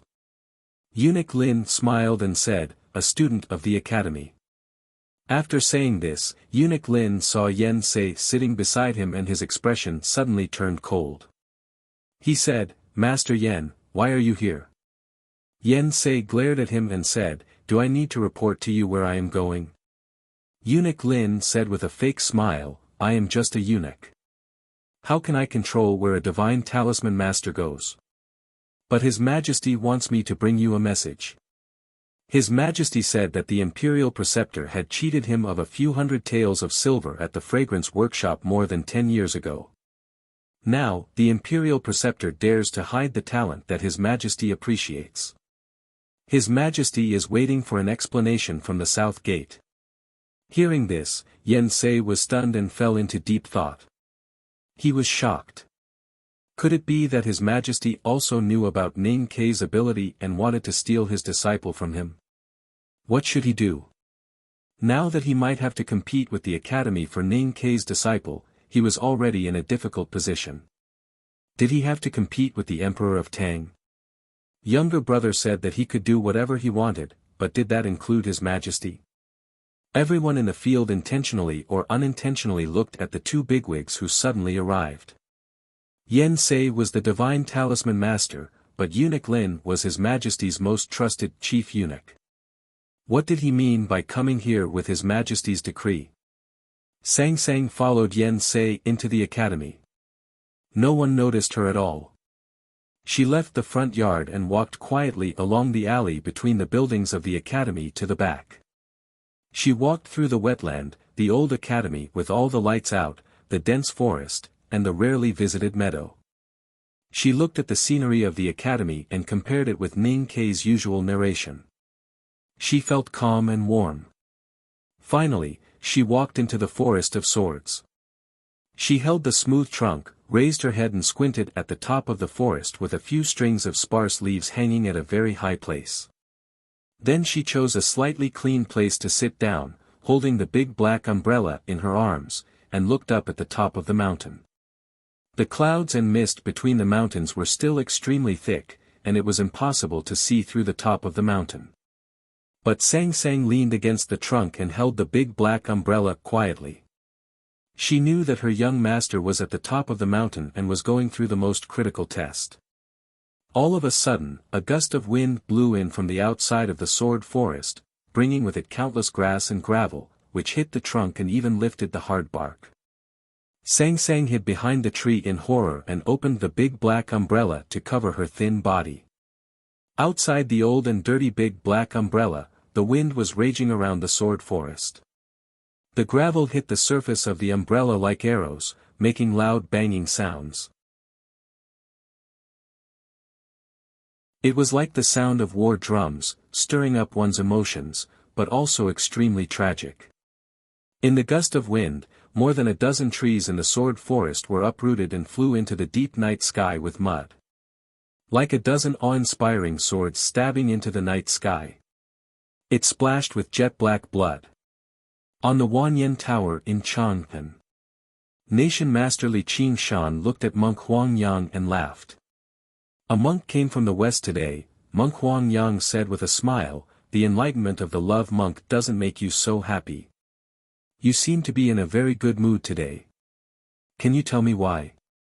Li Qingshan stood up, flicked his sleeves and said with emotion, "After tonight, there will be one more young genius in our South School of Haotian.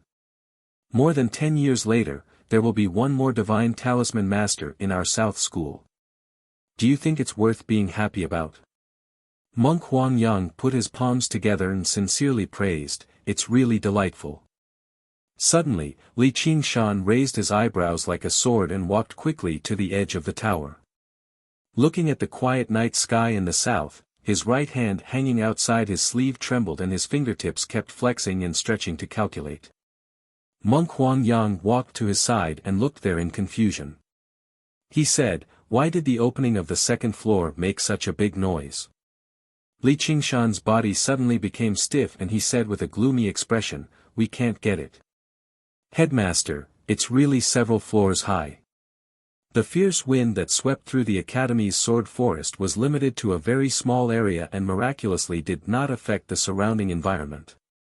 Except for second brother at the top of the mountain and divine talisman master Yen Sei in the front yard, only nation master Li Qingshan and monk Huangyang, who had entered the upper state of knowing destiny, could sense it.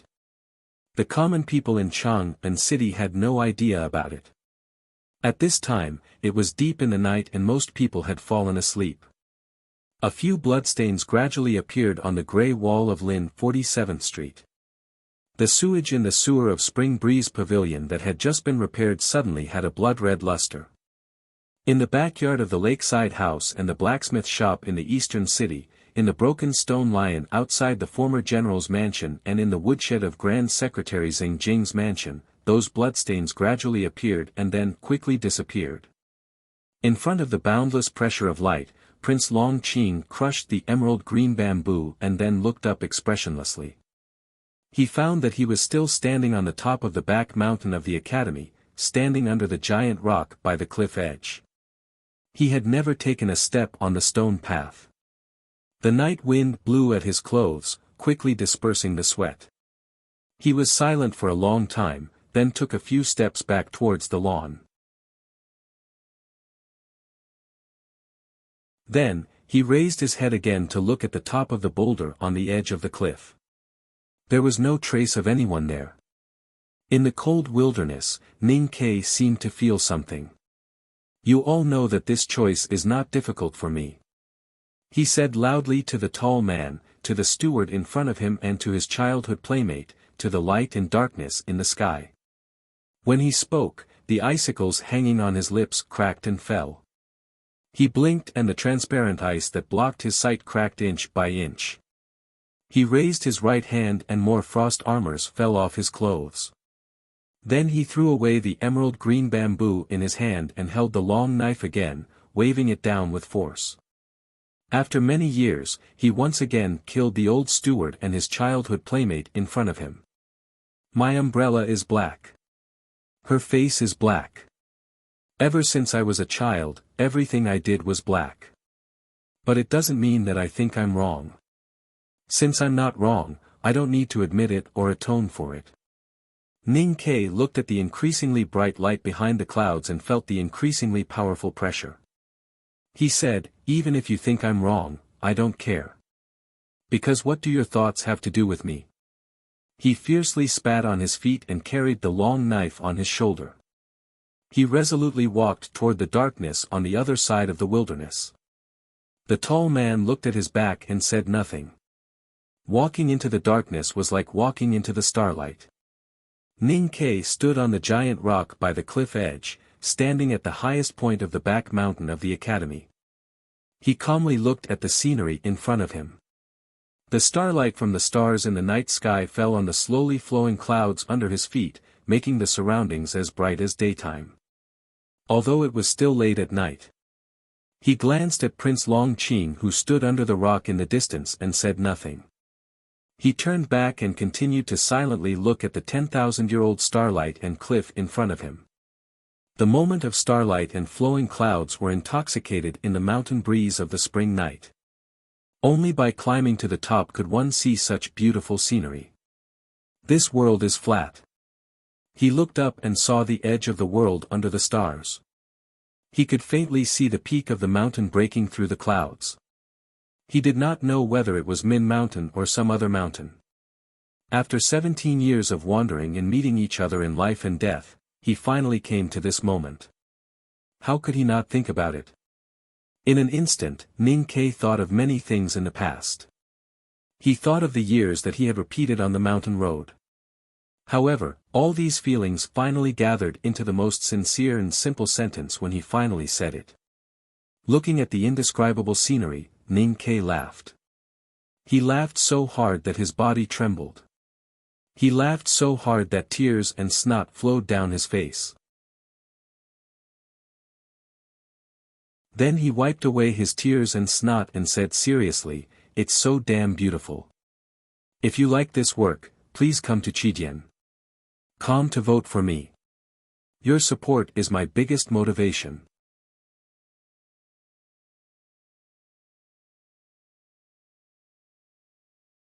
Chapter 159. The people under the big green tree looked at the young man who was giggling at the top of the scenery on the edge of the giant rock. They were all touched and smiled silently. Only second brother was still sitting solemnly and meticulously. There was also a gray-haired old scholar who was reading an old book in his hand. It seemed that everything that happened around him had nothing to do with him. The melodious sound of a flute sounded. The man picked up the flute on his knees and played it with a smile. Then came the sound of a three-string zither. Seventh sister picked up an embroidery needle as thin as a cow's hair with her fingers and gently stroked it in the mountain wind. The tip of the needle trembled at a high speed and made a clear sound like that of a metal instrument. The strong man raised a heavy iron hammer and smashed it on the ground, making a loud bang. The hammer fell precisely on the point of excitement in the music. The sound of the flute, the zither, the needle, and the hammer mixed together to form a rather ancient song. It spread out from under the green tree and enveloped the cliff of the back peak of the academy.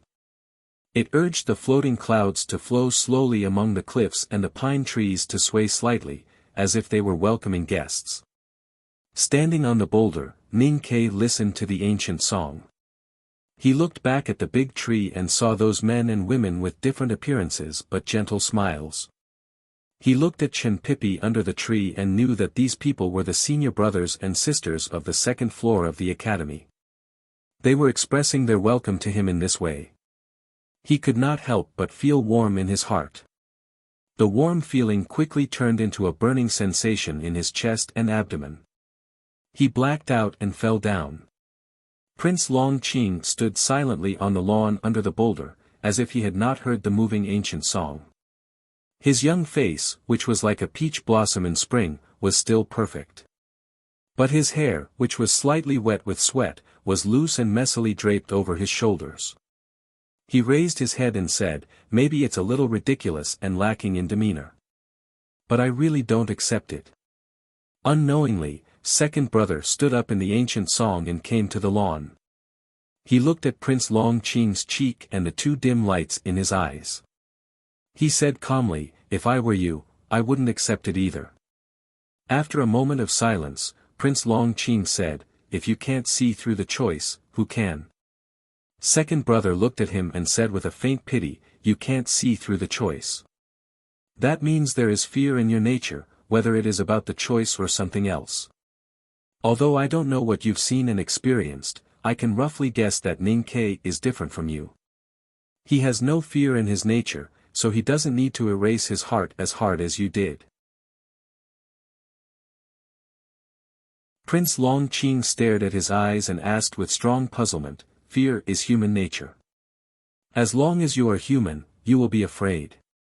Ning-Ke is also a human. How can there be no fear in his nature?" Second brother was silent for a long time. It seemed that this question was indeed a little confusing. He shook his head and said, "Maybe this is the difference between a small fear and a big fear. Both of you can overcome the instinctive small fear, but when it comes to the big fear between life and death, between day and night, the situation is different." Prince Long Qing understood what he meant. He raised his eyebrows and asked, "You mean Ning-Ke has no faith?" Second brother answered, "Maybe so." Prince Long Qing was startled, and then he gave a self-deprecating and sad smile. He murmured, "Because my faith is too strong, I lost to a person who puts himself first and has no faith at all.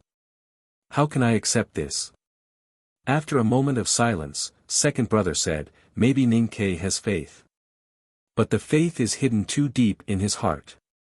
The illusion on the stone path can't be stimulated. Maybe even he himself doesn't know what his true faith is."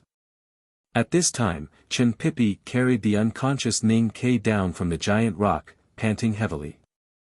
With every step he took, the fat on his cheeks would tremble slightly, like the ripples in a lake. He was very clear that Ning Ke had fainted because his spiritual world had suffered too much today, and his body had been severely exhausted. Moreover, he had succeeded in reaching the top and relaxed too suddenly, so he was not too worried, just like his senior brothers and senior sisters under the big green tree. Prince Long Qing looked at Chen Pipi's back and listened to the faint voice calling his younger brother to fetch water from under the tree. His pupils slightly shrank as he thought of the person that the hierarch lord and that woman had occasionally mentioned. He asked incredulously, "Is this him?" It seemed that second brother did not want to hide Chen Pipi's identity. He nodded and said, "Yes." Prince Long Qing looked at the fat lad who was ordered around and thought of the regret and anger of the hierarch lord and that woman in the red dress when they mentioned him. It was difficult for him to adapt to the contrast between the legend and the reality. The lad in the temple who was said by the hierarch lord to be more talented than that person was just an inconspicuous youngest brother on the second floor of the academy. Looking at the scene in front of him, he suddenly found that his experience today was not so gloomy and unacceptable. After a moment of silence, he sighed and said, "A real genius like him should be ordered around by you in the second floor of the academy. At first, I thought that I could shock the academy after climbing up the mountain. Now it seems that I am really stupid and arrogant. A real genius is a genius no matter where he is."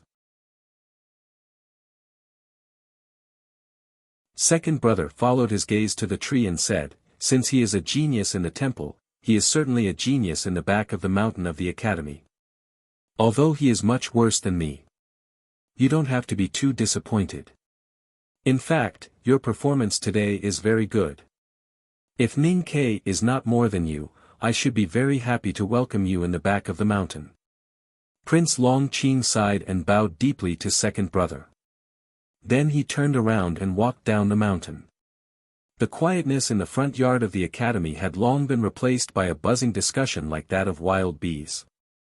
Those high and mighty bigwigs still maintained their aloofness, but the ordinary officials, instructors, and students could no longer suppress the excitement and curiosity in their hearts. They eagerly awaited the final result of the ascent of the second floor, wanting to know who had won. The professor, who was responsible for presiding over the opening ceremony of the second floor of the academy, walked out slowly. The expression on his face was really a little strange. It seemed that he was very gratified and a little shocked. It seemed that he wanted to laugh, but also seemed to be worried about something. Today, few people, including the students of the academy, knew the identity of this professor. But today, this person presided over the whole day of climbing up the mountain. It was obvious that his identity was distinguished. After several inquiries, people finally knew that he was a divine talisman master who hid in the academy and cultivated in seclusion. At this time, seeing him appear in front of the stone steps, they suddenly stopped talking. Looking at the complicated expression on the professor's face, everyone's heart was stirred again. They had a feeling that something unexpected was about to happen. "Huang He, what are you doing there?" The only person in the field who dared to speak to the professor in this tone, dared to directly call out his name, and even deliberately added the word, could only be Tang Hao, the divine talisman master of South Heaven School, Yen Sei. Whether in terms of state, seniority, or age, he was above Professor Huang He. Moreover, he was a little anxious. Seeing this person dawdling, it was inevitable that his tone was a little stiff and impatient. Today, the result of the enrollment of the second floor of the academy has been announced. Professor Huang He did not want to argue with Yen Sei, the famous divine talisman master, so he looked at the crowd on the stone platform and said slowly. Suddenly, Yen Sei thought of a possibility. He suddenly stood up and stretched out his hand to stop him. "Don't say it in a hurry." The drama that had been waiting for a day and a night was about to end. Finally, people could know the real appearance of the hero after taking off the silver mask. But it was interrupted by someone again. Even if people on the front yard of the academy were extremely in awe of Yen Sei's identity as a divine talisman master, they finally hissed. The law could not punish the masses. No matter how powerful a divine talisman master was, he could not kill all the hundreds of people on the field. Professor Huang He unceremoniously glared at Yen Sei.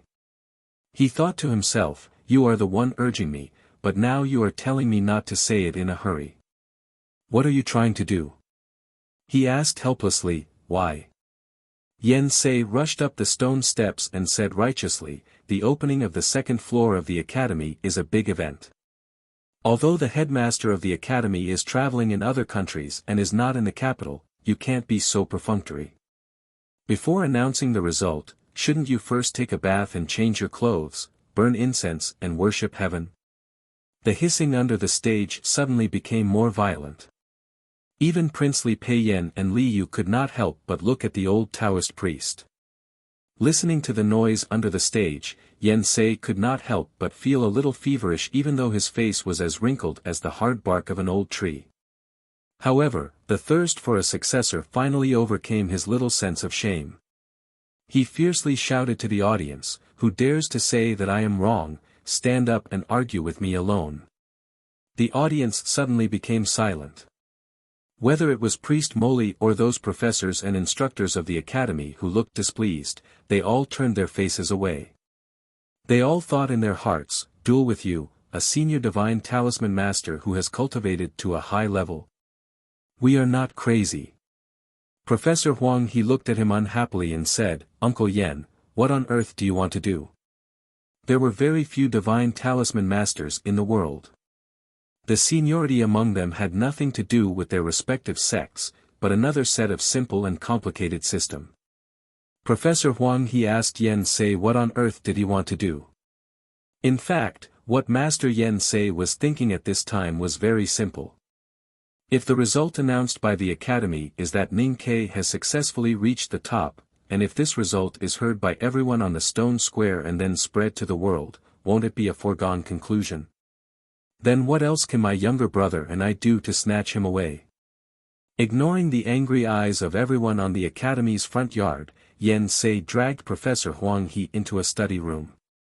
Those who entered the study room with them were all bigwigs who were qualified to participate in this matter or had the power to change the final result. Priest Moli looked a little confused. He felt that he must have misheard something. So he cast an inquiring look at His Highness beside him. Li Pei Yan also looked a little strange. He felt that he should not have misheard, so it could only be that Professor Huang had misread when announcing. In order to confirm his thoughts, he looked at his niece beside him. There was no expression on Li Yu's delicate face. Although she had guessed it countless times, and had even hoped for this result countless times during this long time of climbing the mountain today, when this result really appeared, it still caused a violent shock to her world, making it difficult for her to recover in a short period of time. Priest Moli's eyes slowly swept over the faces of those bigwigs, and the responses he got were the ones he did not want to see the most. He slowly stood up and looked at Professor Huang He with some confusion. He asked confusedly, you said that the person who reached the top was Ning Ke. Professor Huang He nodded slightly and said, it is indeed Ning Quebec. Priest Moli stood stiffly beside the chair and could not say a word for a long time. As the Deputy Dean of the Revelation Institute of the West Hill Divine Palace, he was ordered by the hierarch to lead a delegation to visit Chang and of the Tang Empire. The main purpose was to fulfill the secret agreement between the two countries and send Prince Long Qing to the second floor of the academy. Priest Moli did not have a good impression of the academy. In his opinion, there was no need for a God's favored one like Prince Long Qing to study on the second floor of the academy. But since this was the arrangement of the Divine Hall, and the whole world now knew that Prince Long Qing was going to enter the second floor of the academy, then he must go because it represented the glory and dignity of the West Hill Divine Palace. However, who could have thought that after such a long wait, it was not Prince Long Qing who finally entered the second floor, but someone else. Thinking of the punishment that he might suffer under the wrath of the hierarch if this matter was spread back to the West Hill, and thinking of the hundreds of millions of followers of Hautian Taoism in the world who might waver in awe of the divine hall because of this matter, Molly felt as if he had been washed by ice water from head to toe, exuding a piercing chill from the inside out. He murmured, "Impossible, impossible." Suddenly he raised his head and angrily waved at Professor Huang He to protest. How could an ordinary academy student defeat Prince Long Qing? The prince is only one step away from the knowing destiny state, and that student is nothing. The academy must have done something. If the people outside the study room who were still waiting for the result knew the result, they would probably have the same opinion as Priest Molly. After all, the one who competed with Prince Long Qing today was not Wang Jinglu, who was invincible below the knowing destiny state, but an ordinary academy student who no one knew could cultivate. How could such a person defeat Prince Long Qing? Could a vole defeat a goshawk? Could an ant defeat a lion? Could the embroidery lady defeat General Xiahou? Could Ning Ke defeat Prince Long Qing? No, these were all impossible, unless God broke the goshawk's wings and sharp beak, unless God turned the lion into a pile of rotten meat in advance, unless Her Majesty betrothed the embroidered lady to General Xiahou as his official wife, or unless the academy secretly cheated. The bigwigs in the study room all looked at Professor Huang He with puzzled and questioning eyes. Professor Huang He forcibly suppressed the anger in his heart and explained expressionlessly, "As far as I know, Prince Long Qing performed very well in climbing the mountain. If it were in the previous years, he could definitely enter the second floor of the academy easily. But you and I both know that the second floor only recruited one person this year, and Ning Ke did reach the top of the mountain before the prince at the last moment." Priest Molly sat back in the chair in a daze. Suddenly he saw Princely Pei Yen beside him, as if grasping at the last straw, and said, "Your Highness, according to the previous agreement, the prince will enter the second floor of Chang'an City in place of the crown prince of the Yen. If not for being a student of the headmaster of the academy, how could the West Hill Divine Palace let the prince leave the judicial department? If the academy finds a reason not to accept him, then—" Li Peiyan frowned slightly and felt very embarrassed. The Tang imperial family had always been very polite to the academy and rarely interfered with it. However, Prince Long Qing entered Chang'an City as a hostage as the second person in the judicial department of the West Hill Divine Palace. The two sides had indeed reached a secret agreement, and His Majesty had also expressed his approval of this agreement. However, whether it was the West Hill Divine Palace or the Tang imperial family, no one could have imagined that someone could actually defeat Prince Long Qing and enter the second floor of the academy. Therefore, they had never thought that such a situation would occur. Li Peiyan looked at Professor Huang He and said after a moment of hesitation, "I think this matter should be considered at length." Professor Huang He was expressionless. Li Peiyan looked at Yen Sei and Eunuch Lin who had been sitting silently in the corner. He thought to himself that His Majesty and the South Gate had sent the two of them here to wait for the result. Naturally, they had the responsibility of supervision. At this time, the two of them had to express their opinions and choose a side. Feeling the prince's gaze, Eunuch Lin stood up and explained to the crowd with a smile, "His Majesty sent me to the academy to pick up someone. It has nothing to do with what you are discussing. Naturally, I can't speak on behalf of the palace. Let me express my opinion. I firmly oppose Ning Ke entering the second floor." Yen Sei blew his beard and stared at him. He said, "Even if you think with your butt, how can that guy be stronger than Prince Long Qing? How could he reach the top of the mountain earlier than Prince Long Qing? The academy must have a problem." Professor Huang He's face darkened.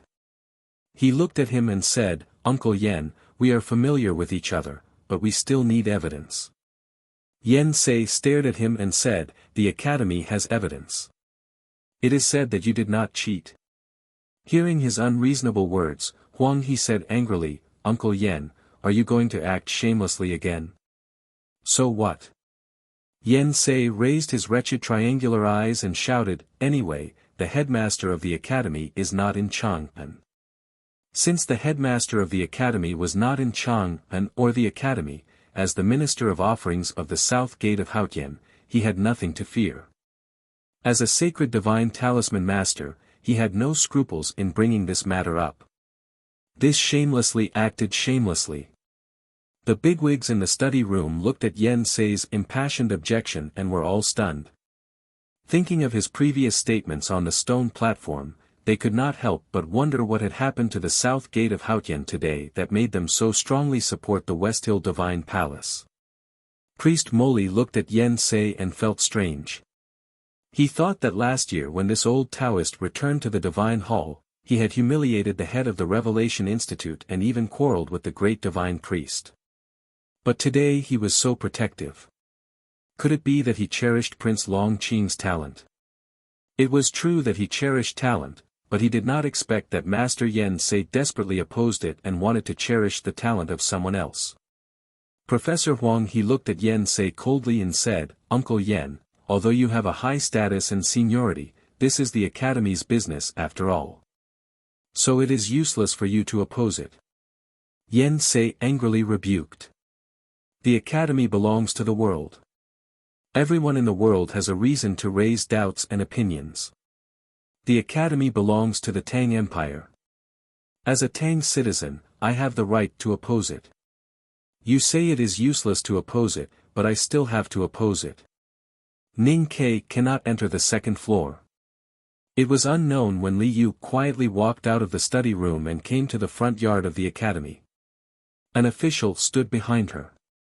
He had just learned the final result of today's mountaineering from Her Highness. He was shocked and tongue-tied. Then he remembered that he was the one who admonished Her Highness last year and thought that Ning Ke had no future. He could not help but feel regretful. After tonight, countless people will investigate Ning Ke's background. They will definitely find out that he escorted Her Highness back to the capital last year. In order to make up for the mistake he had made, the official began to think quickly. He disagreed and said, "In any case, Ning Ke is relatively close to us. In this case, Her Highness should stay in the study room and ensure that he can really enter the second floor." Li Yu said lightly and sarcastically, "Those people inside are older than me and have seen more things than me. But they have forgotten some of the simplest things. The academy opened the second floor to recruit students for the headmaster of the academy. Ning Ke can reach the top first, which means the headmaster of the academy has chosen him as a student. In this case, it is meaningless for those people inside to quarrel for a long time and fiercely." She looked up at the mountain behind the academy and thought about how excited the lad must be at the top of the mountain at this time. She also thought of the return journey full of killings last spring and the past when she recruited Ning Ke but was rejected. She could not help but show some confusion and disappointment between her brows. She murmured, "At that time, I thought that I valued him enough and had given enough sincerity. Now it seems that I finally understand why he rejected me at that time. After all, I can really see through him." The official looked at the expression on Her Highness's face and guessed what she was upset about. He softly comforted her and said, "Her Highness treats his little handmaiden very well. I heard that he has a good relationship with her. In this way, no matter what happens, Ning Ke will always remember Her Highness's kindness. These are two different things." Li Yu frowned and shook her head. After a moment of silence, she suddenly said slowly, "Of course, now it can become one thing." People in the front yard of the academy pricked up their ears and wanted to hear what the bigwigs in the room were talking about. They wanted to know who was the first to reach the top of the mountain and who could enter the second floor of the academy. Many people noticed that Her Highness had left the room very early and stood quietly in a place not far away. They could not help but start to peep at the expression on her face, trying to guess the truth from her brows and eyes. Situelan, who was close to the princess, did not need to be so far away to observe the expression on her face. She walked directly in front of Li Yu and bowed respectfully. Then she looked at Liu anxiously and asked in a slightly trembling voice, "Her Highness, who won?" Liu looked in the direction of the study room and listened to the faint fierce quarrel coming from inside. Suddenly, her thin brows slightly raised and a rather elusive smile appeared on her face. She decided to cut the Gordian knot and settle this matter in advance. He won. It was just 3 simple words without mentioning the name of the winner, but Situilan naturally understood what Liu wanted to express. She raised her hand to cover her mouth to block the exclamation of disbelief, and her shining eyes were full of shock and joy. After all, the exclamation could not be covered by the palm. The girl's surprised cheers broke the tranquility of the academy at night. She jumped up excitedly and ran to the crowd with a smile. She held her companion's hand and shook it desperately. At this moment, without Situilan saying anything, everyone knew the final result. There was a dead silence on the stone platform. Zhong Dajuan's face was livid and he murmured in a trembling voice, how could it be him? Xie Qingyan's body slightly swayed and he gently let go of Jin Wuxia's support. He stubbornly stood up straight and looked at Situilan with a slightly pale face. He said in a hoarse voice, "You have always known that he was hiding his strength? So you have been waiting to see us make a fool of ourselves." Since the semester exam in the summer, Ning Ke had been ridiculed, excluded and ignored by the academy students. Only Situilan and Chu Yuxian treated him the same as before.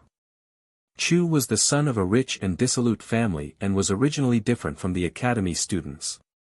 Needless to say, Situilan was born in a rich family and belonged to the same world as Xie Qingyun and others, but she had always taken care of Ning Quebec. Today, Xie Qingyun and the academy students were shocked and speechless. When they carefully recalled the scene that day, they naturally thought that Situilan had long known that Ning Ke had been hiding his strength. Situilan looked at the pale Xie Qingyun and the academy students who were as shocked as wood and sneered, "I don't know what kind of strength Ning Ke has hidden. I only know that if you had not been watching him make a fool of himself in the past 6 months, you would not have become the biggest joke in the world today." In the past, Ning Ke was a despicable guy in the eyes of the students and the biggest joke in the academy. However, watching him climb the mountain today, the students were extremely humiliated to find that this ridicule was actually so appropriate. It turned out that they were the biggest joke in the world. With a light clap, the remaining pastries in Chu Yuxian's hand all fell to the floor. He stared blankly at the mountain behind the academy and thought with ecstasy, "I actually know such a great guy. If my father knew it, would he still dare to say that I have made friends with scoundrels in the academy? Father, you have made a big mistake this time." There was a dead silence on the stone square.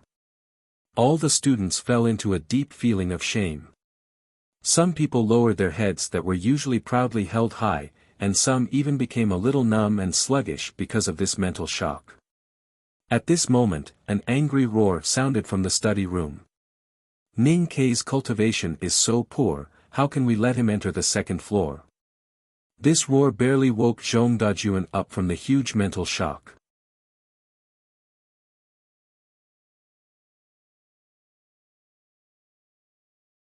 "If I informed you first, would I have anything to eat?"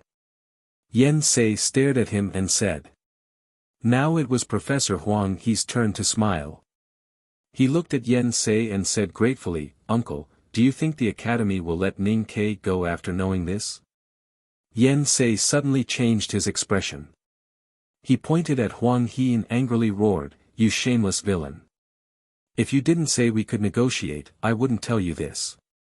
Thinking that there was a new student on the 2nd floor of the academy, and this new student might even grow up to be a divine talisman master in the future, Professor Huang He was very pleased and proudly said, "Of course we can negotiate.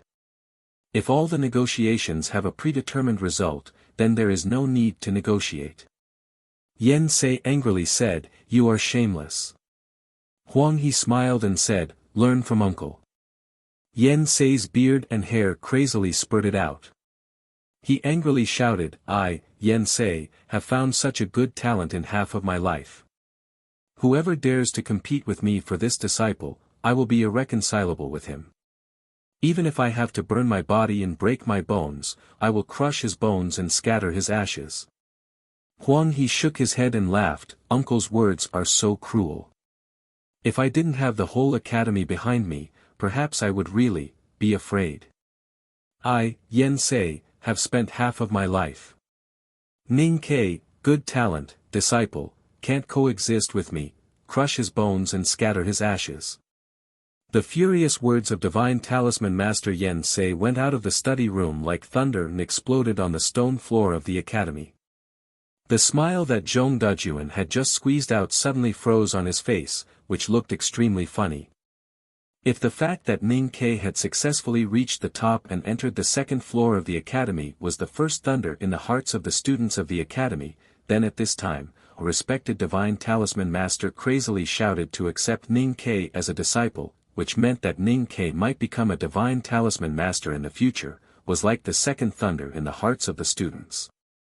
After the thunder, the students of the academy stood on the stone floor in a daze as if they had been struck by lightning, and did not know what to say at all.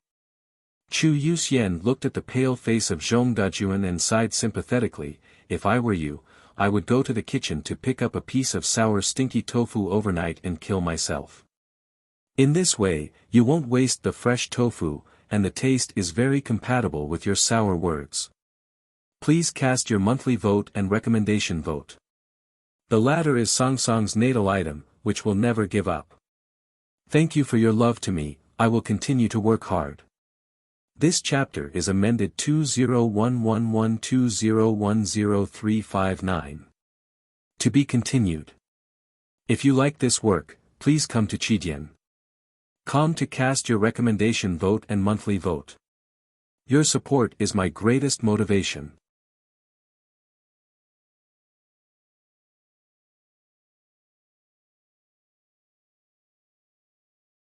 Chapter 160. The Divine Talisman Master Yen Sei was in a bad mood. He stared at Professor Huang He in front of him and said coldly, anyway, your academy can't accept Ning Quebec. Professor Huang He raised his eyebrows slightly and said mockingly, Uncle, why can't our academy accept him?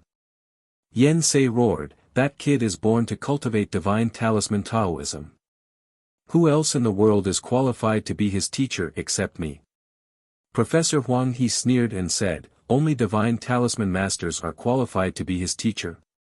Well, we can find 2 or 3 Divine Talisman Masters even if we can't find other powerful figures in our academy. When he said this, his tone was as if he was talking about how he could always pull out 2 or 3 green radishes from his backyard. Divine Talisman Masters were indeed rare and honorable, but the academy was not an ordinary place after all. He was even a Divine Talisman Master himself. The academy's foundation was so deep that no one could compete with it except the West Hill Divine Kingdom. Yen Sei suddenly became speechless and said shamelessly, anyway, I saw him first.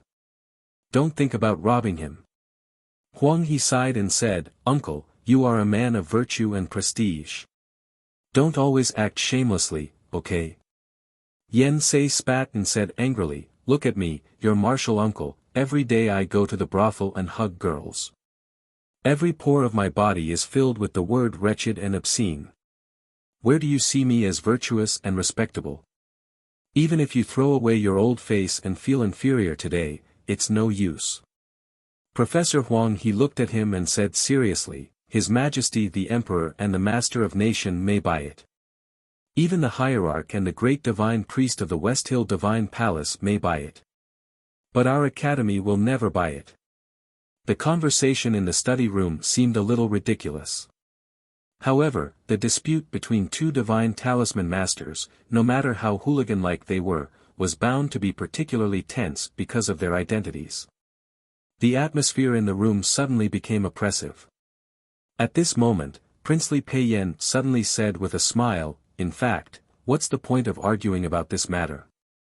In my opinion, since Ning Ke's cultivation is only in the no-doubt state, far inferior to Prince Longqing, then let Prince Long Qing enter the second floor and let Master Yen Sei accept Ning Ke as a disciple. In this way, the Empire, the West Hill Divine Palace and Master Yen Sei will be satisfied, and Ning Ke will still be a student of the Academy's front yard. The Academy will have 2 students with great potential at the same time. Isn't this a perfect ending? Professor Huang he was slightly stunned when he heard this. He felt that it made sense, but there was something wrong. Li Peiyan looked at him and said gently, if the Academy is restricted by the system and can't make this decision, you can let Ning Ke withdraw himself. As long as he gives up the qualification to enter the second floor, who in the world dares to criticize the Academy? Professor Huang he frowned and said, why should Ning Ke give up? Li Peiyan did not answer his question immediately, but turned to Master Yen Sei and asked with a smile, Master, I want to know, if Ning Ke becomes your disciple and enters the South School of Haotian Taoism to cultivate, how will you and the nation master treat him? Of course, we will treat him as a nephew and teach him everything we know. Yen Sei answered resolutely. Li Peiyan looked at Professor Huang He, smiled and spread out his hands, saying, we all know that the nation master doesn't have any outstanding disciple, and Master Yen Sei has no successor. If Ning Ke enters the South School of Haotian Taoism, as long as he attentively cultivates himself, and with the careful training of the 2 masters, he may be the future nation master of the Tang Empire. With such a bright future, why wouldn't he be willing? Professor Huang he finally understood where the previous question came from. He slightly clenched his hands in his sleeves and stared at the prince's eyes, thinking that the prince's move was really cruel. If Ning Ke was really tempted by the title of the future nation master of the Tang Empire and decided to withdraw from the second floor of the Academy, what reason did the Academy have to compete with the South School of Haotian Taoism for him? Previously, Yen Sei had been retreating in order to advance, and advancing in order to retreat. Now the wheel of fortune had turned, and it was the Academy's turn to retreat in order to gain time to think about the response. Professor Huang he said firmly, no matter what Ning Ke's opinion is, we must consult all the instructors of the Academy on this matter. Otherwise, it will be a trifling matter. In the early morning, Ning Ke woke up rubbing his eyes at the first glimmer of dawn. Glancing at the glimmer of light outside the window, he silently calculated and knew that he had not been in a coma for too long. He got up and walked to the table. He raised the pot of herbal tea and gulped it down. His spirit was suddenly refreshed. He looked around and found that this should be the residence of the Academy. Walking to the door, he stretched out his hand and slowly pushed the wooden door open. The warm morning light penetrated through the narrow gap of the door and shone into his eyes, causing him to involuntarily squint his eyes. Suddenly, he came back to his senses and looked at the morning light. He stood at the door like a fool, unable to move. The long mountain path, the arduous process of climbing from noon to dusk and late at night, the repeated life fragments of joys and sorrows, the black wilderness and the strange dream all came back to his mind. I reached the top of the mountain. I entered the second floor. Ning Ke stared blankly at the morning light through the crack of the door. Only then did he realize what he had experienced and what he had done. For a moment, he could not help but be stunned. There was a perplexed smile on his face, as if he could not believe that all this had happened. Thinking of the last step of climbing the giant rock last night and the painful choice in the wilderness, he could not help but smile and shake his head. He wondered who had set up the illusion to make a secular boy like him make such a mysterious choice. It was like asking a butcher to think about philosophical problems. Even if he could come up with the right argument, who knew what the reasoning process was? He laughed to the sky and went out. Ning Ke pushed open the wooden door in front of him with a smile and walked into the beautiful morning light. Then he found several officials standing outside the door, and then he actually had to make a very difficult choice. You are not a student of the second floor of the Academy yet, so you still have a chance to quit. You still have a chance to choose a completely different but equally wonderful and bright path. You are even destined to be famous all over the world. Prince Li Peiyan sat in the chair and slowly took a sip of the hot tea at hand, slightly reducing the tiredness caused by lack of sleep. Looking at the silent academy student in front of him, he continued, I think you should choose the second path, because this matter involves the harmonious relations between the imperial court and the West Hill. Although the Tang Empire is never afraid of any enemies and will never bow to external pressure, Prince Longqing entering the second floor is an agreement made by His Majesty and the Divine Hall. As long as you take the initiative to quit the competition of the second floor of the academy, the difficulties faced by many people will be easily solved. The empire will bear much less pressure, and all aspects will benefit from it.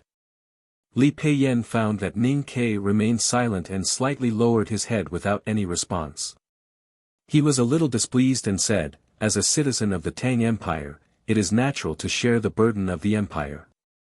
Of course, even I will feel that it is too absurd and rude to ask you to quit the second floor of the academy, not to mention you. So I will give you an absolutely sufficient reason. Li Peiyan slowly leaned forward and stared at the top of Ning Ke's head. He said, as a noble divine talisman master, Master Yen Sei did not hesitate to pretend to be a fool to take you back as his disciple. You can imagine how much he will value you in the future and how carefully he will train you. 10 years later, you will become a high and mighty divine talisman master, and you will become the hope of the South School of Haotian. The nation master Li Qingshan only has 2 disciples, both of whom are useless. He respects his senior brother very much, and he knows better than anyone else the significance of a divine talisman master to a sect. Ning Ke still remained silent, but his heart was stirred. He had just entered the second floor and won the favor of a divine talisman master. Just overnight, he, an ordinary and unknown student, a nobody who sold calligraphy in a shabby alley in the eastern city, had become a fragrant sesame cake that both the academy and the South School of Haotian wanted to fight for. He was even regarded as the hope of the South School of Haotian.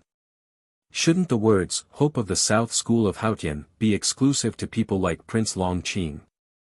I know you have a good relationship with Her Highness. Li Peiyan looked at him and said gently, I can also give you a promise here. As long as you are willing to share the burden of the imperial court will never treat you badly. I also owe you a personal favor. In the future, when you enter the knowing destiny state and become a divine talisman master, you will naturally be the next nation master of Tang. Li Peiyan continued, the second floor of the academy is, of course, an extremely wonderful place. However, looking back at the history books, how many students of the second floor can leave their names behind?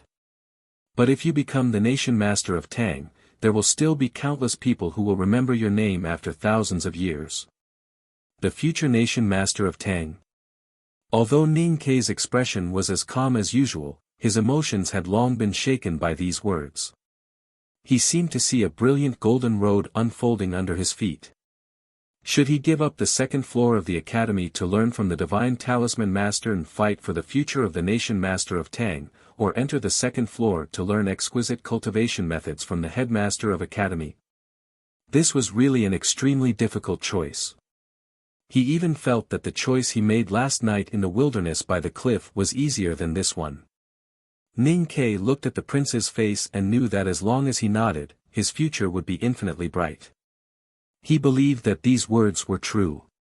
He believed that as long as he had the opportunity to learn from the divine talisman master, he could really become the nation master of Tang in the future. If it was not this man who said these words to him, he might really be very tempted.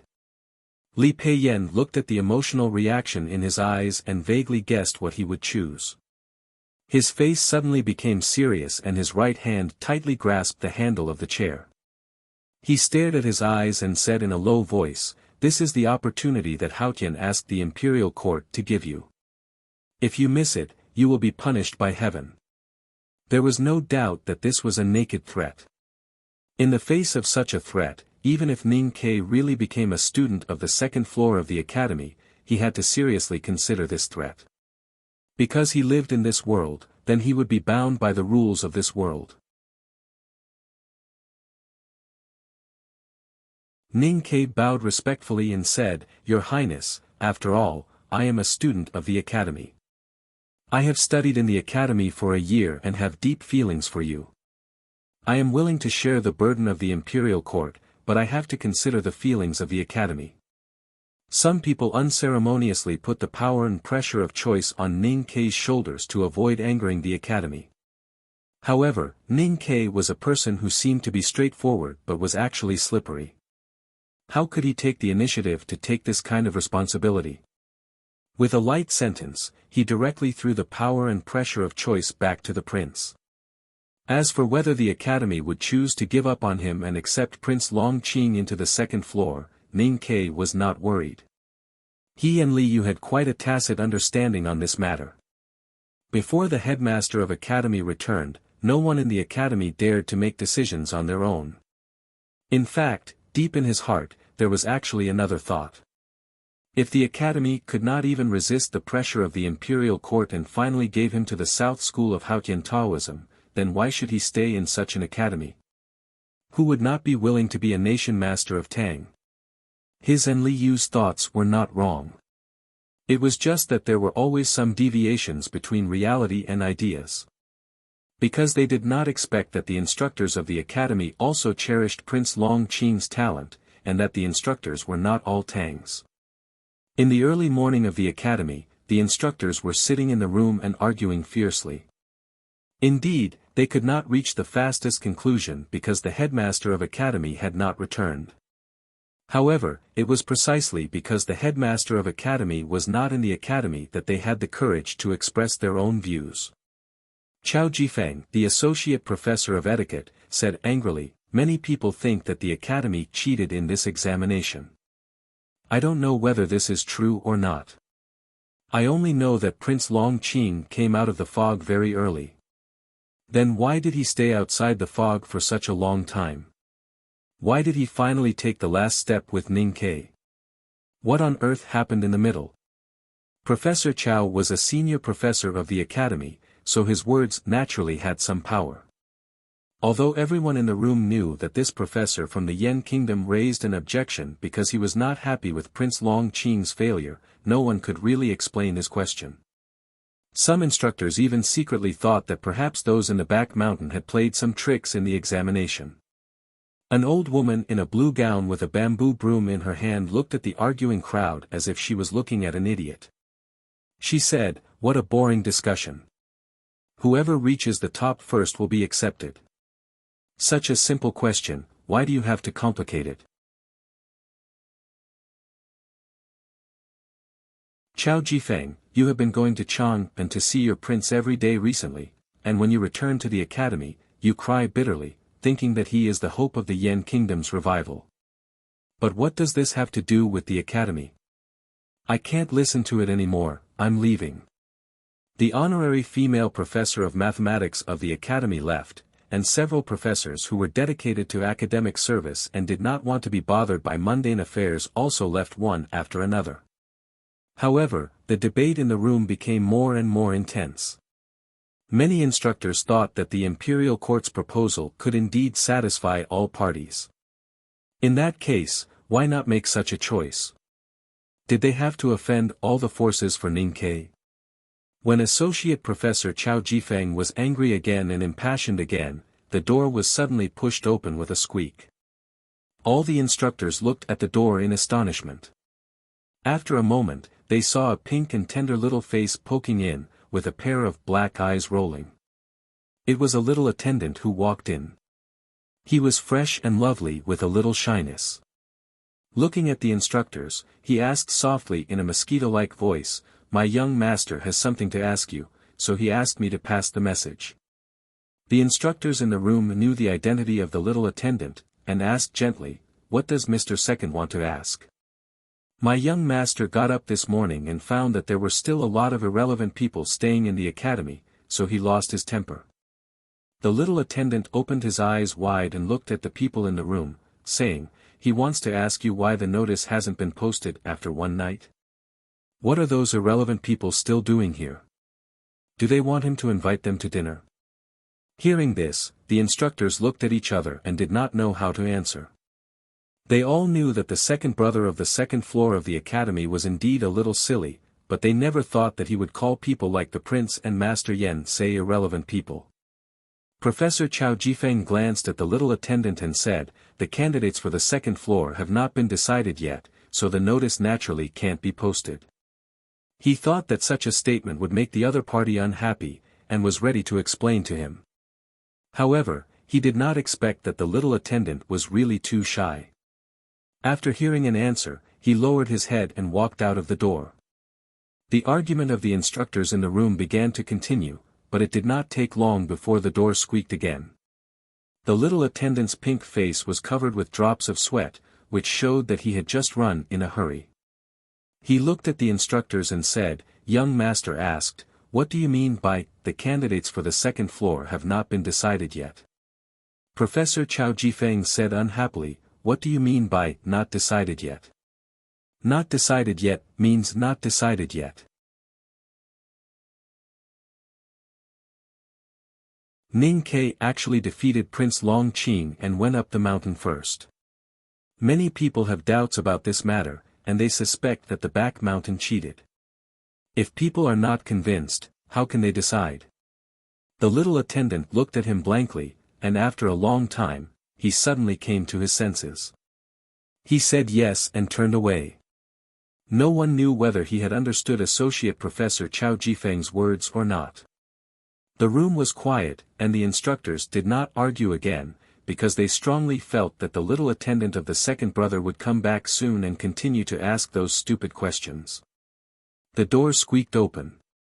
The little attendant looked at Associate Professor Chao Jifeng with his big eyes and asked, "Young master asked, who is not convinced?" Professor Chao Jifeng was stunned. Looking at the little attendant's fresh and lovely pink face and his blank expression, he really could not tell a lie, nor did he want to push those people outside the academy to the front. He flicked his sleeves and frowned, saying, "I am not convinced." The little attendant was about to turn around and leave when he suddenly thought of the latter half of what the young master had said to him on the mountain. He quickly turned around, scratched his head and smiled embarrassedly, and asked, "May I ask who you are?" "I am Chao Jifeng." Associate Professor Chao Jifeng said unhappily, "Why do you ask this?" The little attendant showed a matter-of-fact expression and said, "Because young master wants to know who is not convinced." After saying this, the little attendant turned around and went out, running to the back mountain again. The door was squeaked open again. The little attendant panted and held the door frame, looking at Chao Jifeng and said, "Young master said." Chao Jifeng could not help laughing. He shook his head and sighed, "What did your young master say?" The little attendant swallowed and looked at him very seriously, saying, "My young master said that the academy has never been divided by country, and accepts talents from all over the world. Chao Jifeng, you are from Yen Kingdom, so you are loyal to Long Qing. I don't blame you, but you have to remember that you are a professor of etiquette. How did you teach the first class to the students of the academy? What is the etiquette of the academy?" The little attendant's pink face raised his eyebrows from time to time, showing indifference and displeasure. He was obviously imitating the expression of the second brother of the academy when he spoke, which looked very funny and cute, causing a burst of laughter from the instructors in the room. However, Chao Jifeng could not laugh. The smile on his face instantly disappeared, and he suppressed his anger and asked, "What does Mr. Second want to say?" "Chao Jifeng, you said in the study room that the etiquette of the academy is the rule, and the rule depends on who has the power to make the rules."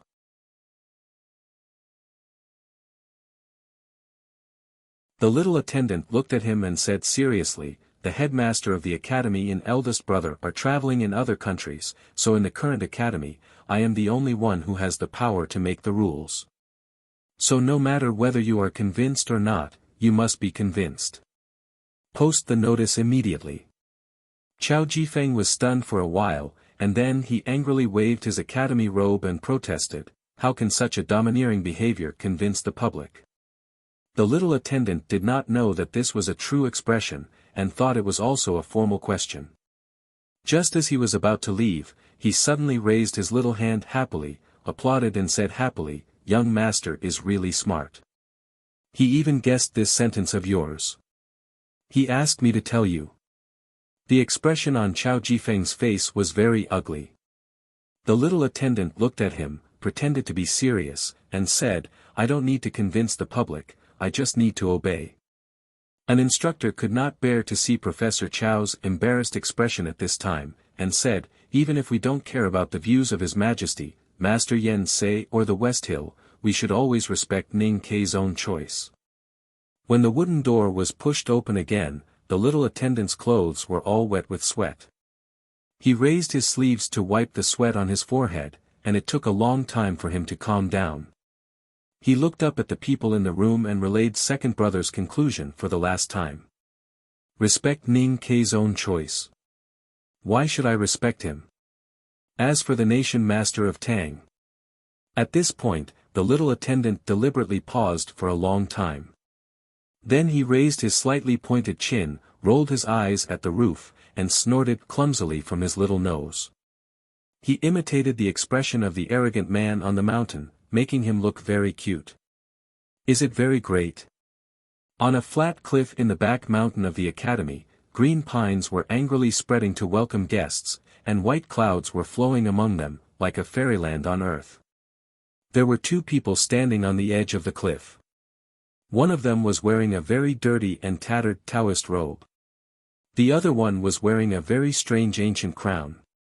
Second brother of the academy turned around, looked at Yen Sei, the minister of offerings of the South School of Haotian expressionlessly, and said, "How dare you reach out to the academy, and even want to steal my teacher's student? Not to mention you, even the Haotian hierarch of West Hill doesn't have this weight." Yen Sei smiled strangely, looked at him and said, "The second brother of the academy is really the proudest second brother in the world, and your words are really unpleasant. But I am older than you, so I won't fight with you, lest people say that I bully the younger generation. But I must take Ning Kei away. Even if the headmaster of academy is here, I will still have this attitude. If you want me to die, I have to do it."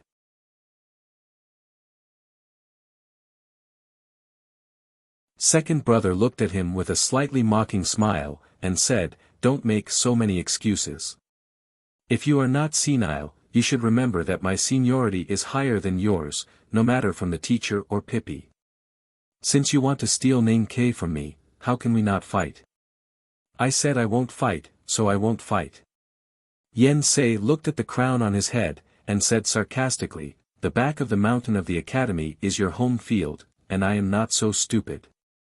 Anyway, if I don't fight, you can't fight with me. As for Ning Kei, it depends on his attitude. In the future, my younger brother and I will make sure that he will become the nation master of Tang, which is better than staying in this mountain every day and being bullied by your senior brothers." Second brother rolled his eyes and said sarcastically, "The nation master of Tang is so great. Isn't he still bullied by the Li family and those old fakes in West Hill every day?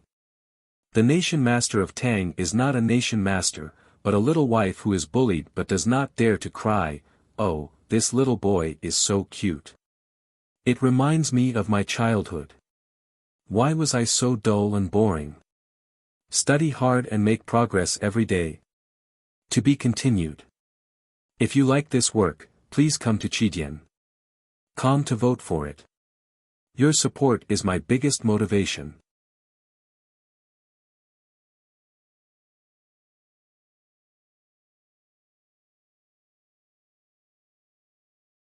Chapter 161. Yen Sei was so angry that his whole body trembled. However, before he had time to react, he heard another sentence coming from the cliff edge. "Oh, I was wrong. Li Qingshan, and you still dare to cry. Only children who can cry have milk.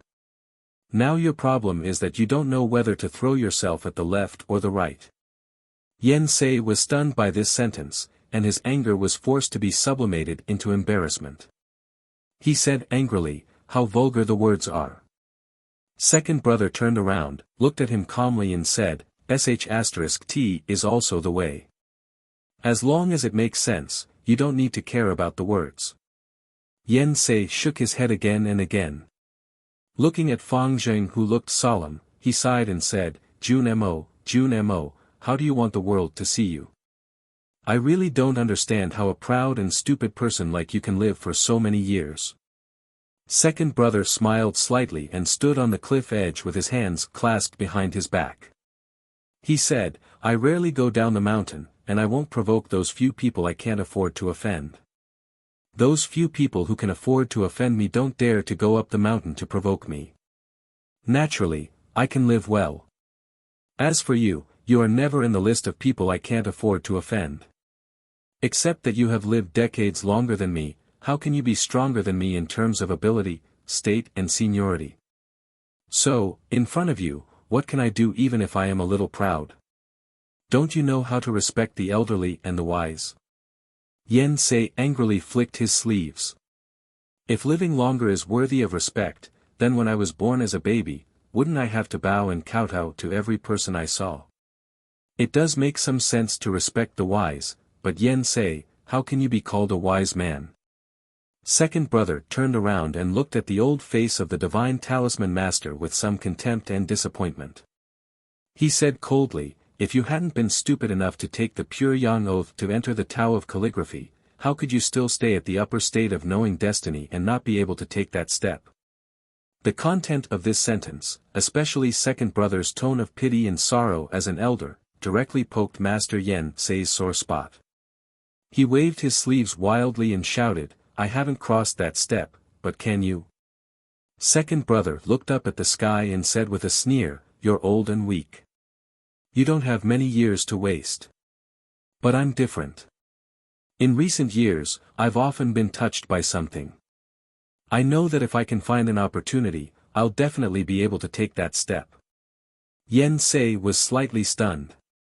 He suddenly thought of something and mocked, rumor has it that Liu Bai of the South Jin Kingdom's first step had already stepped on the turbid waves of the Yellow River.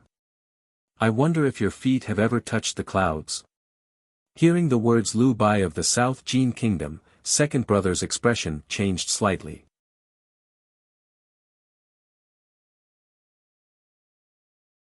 There was not a trace of vigilance or resentment in his eyes. Instead, he was excited and said, Yu Sheng is also a genius and is a disciple of the headmaster. If he can't take that step before Liu Bai, wouldn't he be ashamed to death? Hearing this answer, Yen Sei was stunned and speechless.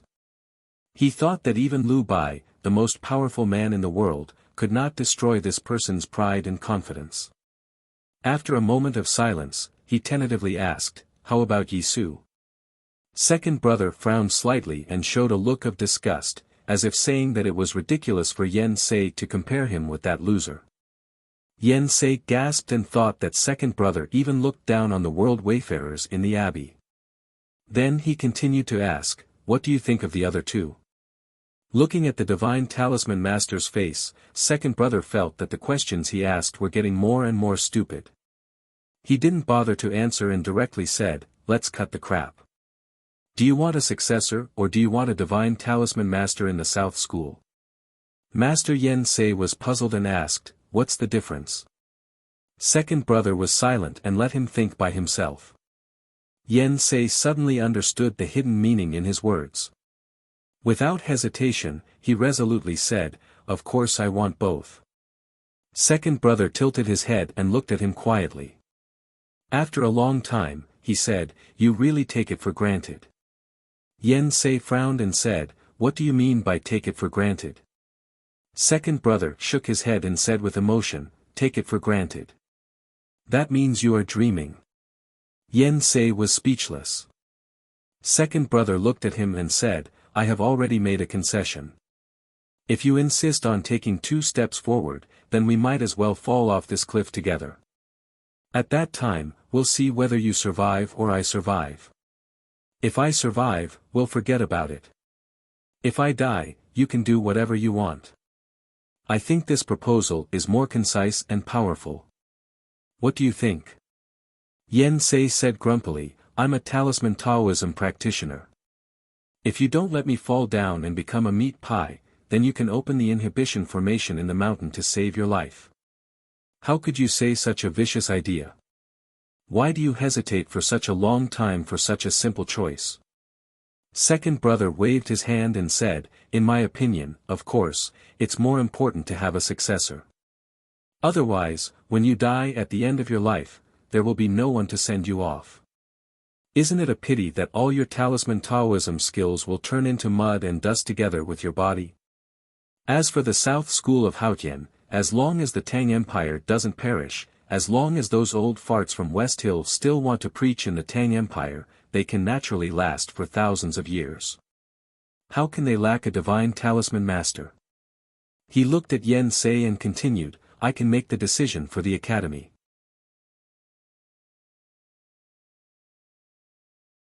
After Ning Ke enters the second floor, as long as you don't force him to join the Haotian Taoism, he can learn some talisman Taoism from you when he's free.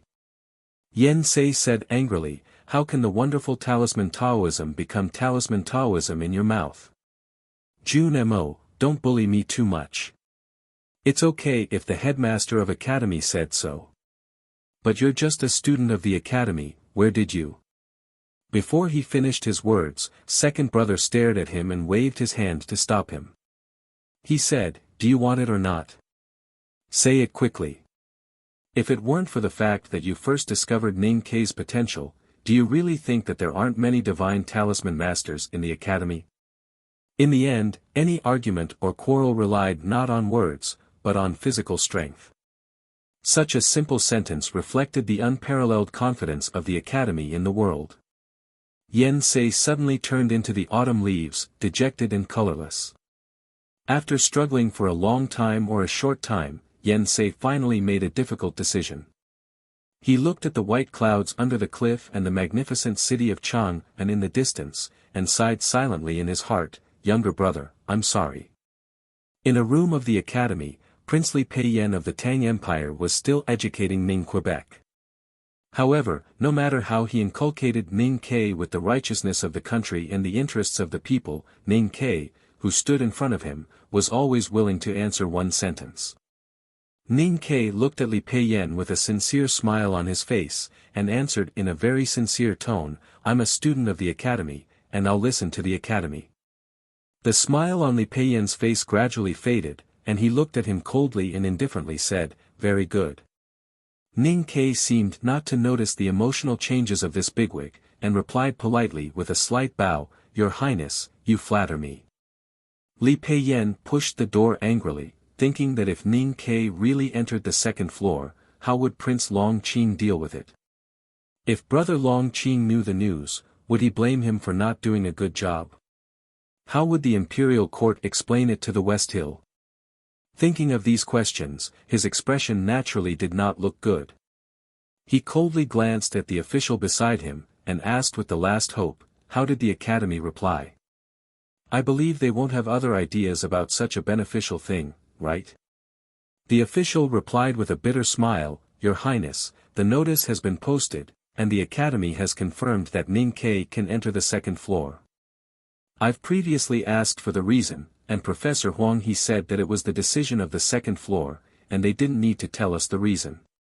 Li Pei Yen was slightly startled, and then immediately became furious. However, although he was a prince of the Tang Empire, he had no influence on the academy, especially the second floor at the back of the mountain, which had a special status.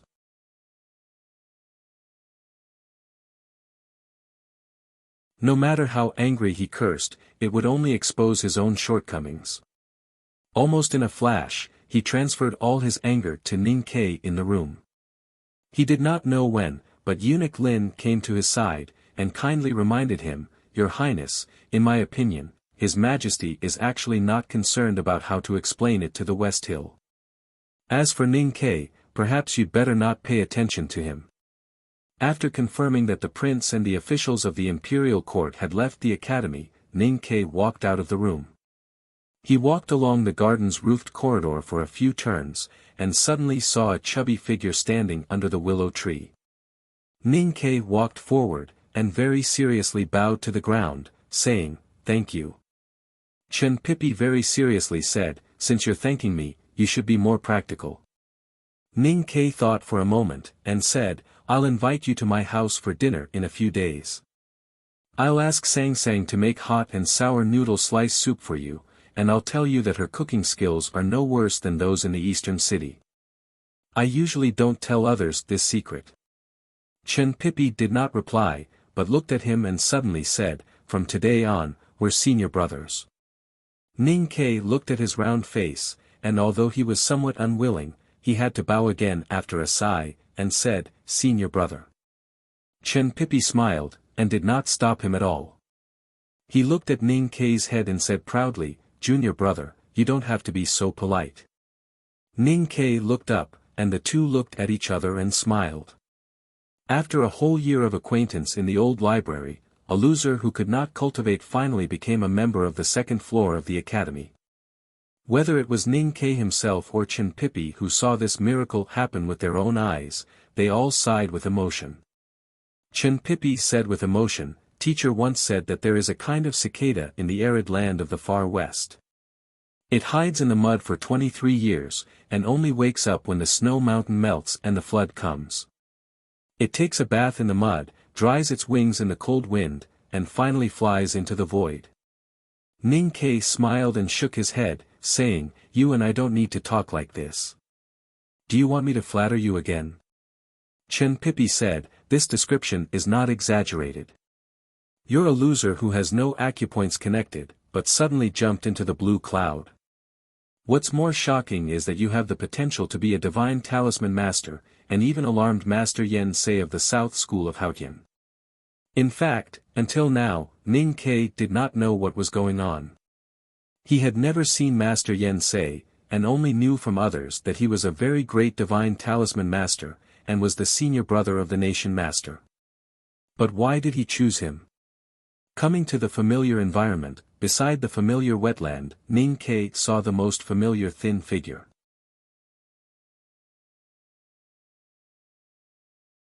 He walked up, looked at Song Song's tired face, and looked at the grass and leaves in her yellowish hair. He reached out to pick them up carefully, and said gently, you've been waiting for me for such a long time.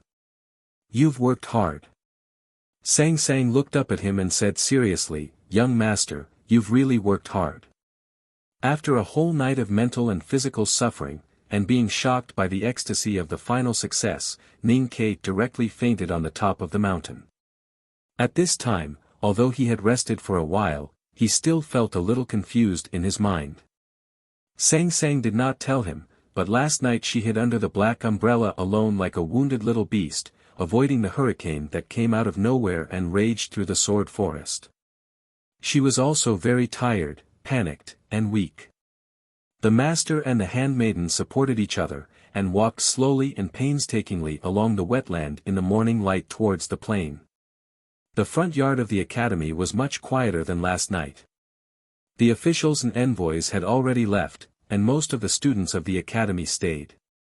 They gathered under the notice and looked up at the familiar and strange name that they had deliberately forgotten for half a year, but today it was forced back to them in such a cruel way. They were shocked and speechless. The students didn't leave even after knowing the final results of the second floor exam. Subconsciously, they wanted to see Ning Ke walk in front of them. Only then would they be able to prove that all of this was not an illusion. However, this subconscious thought was a little too masochistic. The morning light was no longer bright, and gently shone on the academy at the foot of the mountain together with the spring breeze. Two figures, one big and one small, slowly walked out from the back of the academy, and everyone subconsciously looked at them. After a night of climbing and rolling on the mountain road, Ning Ke's academy spring clothes were torn in many places. Together with the traces of mud and the stains of pastries, he looked extremely embarrassed. Sang Sang, who was walking beside him, was not much better. She was covered in dust, and there were many grass chips on her hair and shoulders. She looked dirtier and older than the big black umbrella she carried on her back. However, in the eyes of the students of the academy, the master and the handmaiden who were walking slowly were shrouded in the spring breeze, and looked very clean and bright, as if they had become a part of the spring breeze and the morning light. This was the so-called scenery. Ning Ke walked to the front of his classmates and took out the handkerchief from his chest pocket. He shook it twice in the air to shake off the pastry crumbs. Then he smiled and handed it to Chu Yuxian, whose face was full of fatigue but eyes were burning with passion. Since the semester examination, Ning Ke had spent more than half a year in the academy.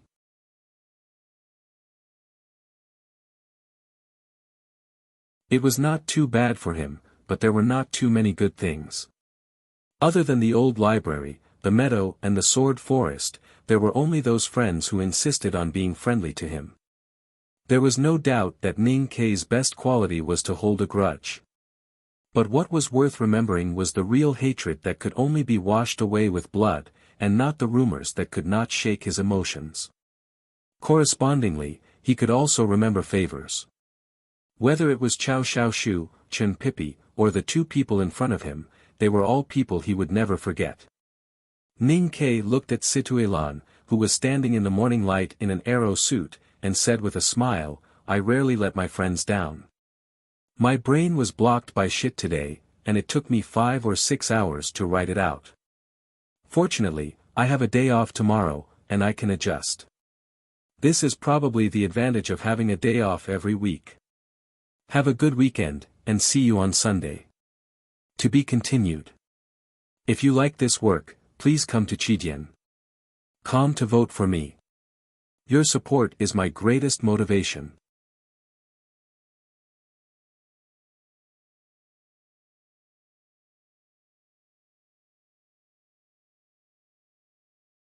Chapter 162. Situelan didn't wear the Academy's spring clothes today, but a crimson archery outfit. She didn't have any makeup on her face, and her eyes were as delicate as a painting. The somewhat mature crimson outfit was worn by her. She stood in the morning light and looked at Ning Quebec. Her eyes were full of pure joy. Especially after hearing Ning Ke's words, the smile in her eyes suddenly became brighter. The expressions of the academy students were very complicated. They didn't know what they should do or say at this time to dilute the embarrassment and sense of shame in their hearts. Over a dozen recommended students from the military ministry had walked out at some point in time. They walked in front of Ning Ke and bowed in a very formal manner. Chang Jingming, who was in the lead, looked at Ning Ke's face and said, "We apologize to you." Ning Ke looked at them and didn't say anything. Chang Jingming looked at the expression on his face and explained after a short pause, "It's not because you won the competition, or because you entered the second floor, or even because you won against those people from West Hill on behalf of the academy. The reason I apologize is actually very simple. It's because I was wrong. I shouldn't have doubted your character before figuring out the truth." Ning Ke laughed and said, "We are all from the military. Don't make it too complicated. Last year you once said that you would give me a chance to correct my name. Although I refused, I know you mean well. As for why I refused at that time, the reason is actually very simple. Because I don't need to correct my name, and my character has never been good." Chang Jingming slightly smiled and stepped aside. Then a few more academy students came out and seemed to want to follow this wave to apologize to Ning Quebec. Ning Ke didn't see Xie Qingyun, but he saw Zhong Dajuan with a somewhat embarrassed expression and a few grade A dormitory students who made the most noise in the semester exam. He didn't want to waste time on these small things, and he also didn't want these people to lightly say sorry and erase the past 6 months and stories. He was willing to let these people keep this pressure in their hearts. He knew it would make these people very unhappy and uncomfortable. Thinking of this, he felt very good and happy. After bidding farewell to Situelan and Chu Yuxian, and nodding to Chang Jingming and those recommended students from the military ministry, he did not even bother to look at the grade A dormitory students and walked out of the academy with Sang Sang. Zhong Dajuan clenched his fists tightly and looked at Ning Ke's back with an ugly expression. He shouted unhappily, "Ning Ke, if you are not willing to accept our apology, I have nothing to say. You did enter the second floor and you defeated Prince Long Qing. You used the truth to humiliate us for misunderstanding you. But are you so intoxicated with the pride of a winner?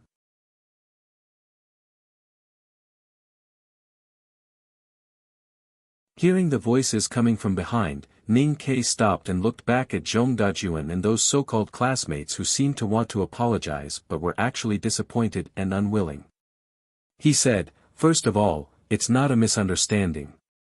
Not all accusations of indifference can be explained as a misunderstanding. Maybe you can explain it to others, but not to me. I won't accept it. Secondly, you are not worthy of my humiliation. My goal is to enter the second floor. Even Prince Long Qing is not my goal, let alone you. However, since this fact has humiliated you, I will gladly accept this fact. Finally, about pride. Pride is the most precious quality of us Tangs, and I am not proud because I defeated Prince Long Qing today and entered the second floor. Last year, Chang Jingming wanted to give me a chance to prove myself, but I refused. I said it was because I did not need it. Why not?"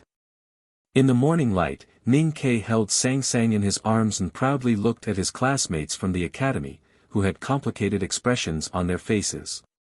He said, "Because I have always been proud. I didn't suddenly become proud at this moment. It's just that you didn't understand my pride at that time, or even now. You are not good enough to understand it." After saying these words about pride, Ning Ke did not say another word and directly walked out of the academy. The students of the academy stared at his back like birds carved out of wood. Zhong Dajuan's face turned red and he clenched his fists tightly, but he could not say a word. Chang Jingming sighed. Situilan shook her head and smiled bitterly.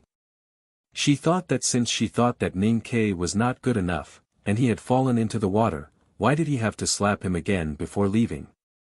Walking out of the gate of the academy, Ning Ke saw two people. He respectfully bowed to Professor Huang, he who presided over the ceremony of the second floor on the right side. Professor Huang he smiled at him as if he was looking at the silver hidden under his bed. He gently stroked his long beard and nodded, which was very comforting. Ning Ke did not know the dirty old Taoist on the left side, but he guessed his identity, so he more respectfully bowed to him. Looking at the clean young man in front of him, Master Yen Sei's triangular eyes were full of brilliance, without the usual wretchedness. He was like an old grandfather who finally held his grandson before his death. He sighed with emotion and said, "I think you have already known the final result. If you have free time in the future, you can follow me to learn some small skills of drawing talismans." The divine talisman master was a great figure in the world. It was really a rare lucky chance to learn talisman Taoism from him. Ning Ke had already known the result of the dispute from Chen Pipi. Hearing Master Yen Sei's words, he could not suppress his excitement anymore.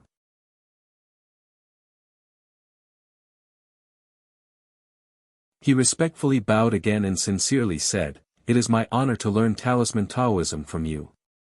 Yen Sei sighed and said, "It seems that you have just entered the second floor of the academy, and you have not been affected by the arrogance there. Not bad, not bad." Ning Ke raised his head and looked at the old Taoist who looked really inelegant. After a moment of hesitation, he could not hold back his curiosity and asked, "Master Yen Sei, I have never met you before. Why are you so sure that I have the potential to cultivate talisman Taoism? Speaking of which, I should not have any doubts to follow you to cultivate talisman Taoism. I just worry that I will let you down in the future." Disappointed? Last year, I saw the note you left in Dewdrop of House of Red Sleeves, so I checked you. At that time, I thought that you could not cultivate, and I was really disappointed. Yen Sei looked at him lovingly and said, "Now you can cultivate and even enter the second floor of the academy. How can I be disappointed? Unless you suddenly forget how to pick up a pen to write." Hearing this, Ning Ke was stunned for a long time. Then he remembered that after drinking in House of Red Sleeves last year, he had some juvenile madness in the name of drunkenness. But there seemed to be nothing special in that note. How could Master Yen Sei see that he had the potential to cultivate talisman Taoism just by that account book? Yen Sei looked at his expression and knew what he was thinking about.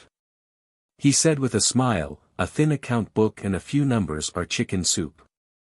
I can see that you have the potential to be a divine talisman master, but you can't see it yourself. Because you are a student and I am a divine talisman master." Ning Ke understood this sentence and bowed to accept the instruction. "We will talk about these trivial things later. Today, you go back to the Southern Gate Temple with me. There are thousands of talisman Taoism. Now you are just a piece of white paper. If you want to draw the whole world on it, you have to start cultivating from the simplest way. This is a long road and you have to hurry." Hearing Yen Sei's instruction, Ning Ke and Professor Huang He were stunned at the same time and asked in unison, "So urgent?" Master Yen Sei suddenly became silent. The wrinkles on his face showed both the joy of finding a successor and some inexplicable emotions. He glanced at Professor Huang He and then turned to look at Ning Ke quietly.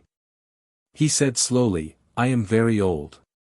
Hearing this, Professor Huang He became serious and slightly bowed his head to give a salute and stepped aside.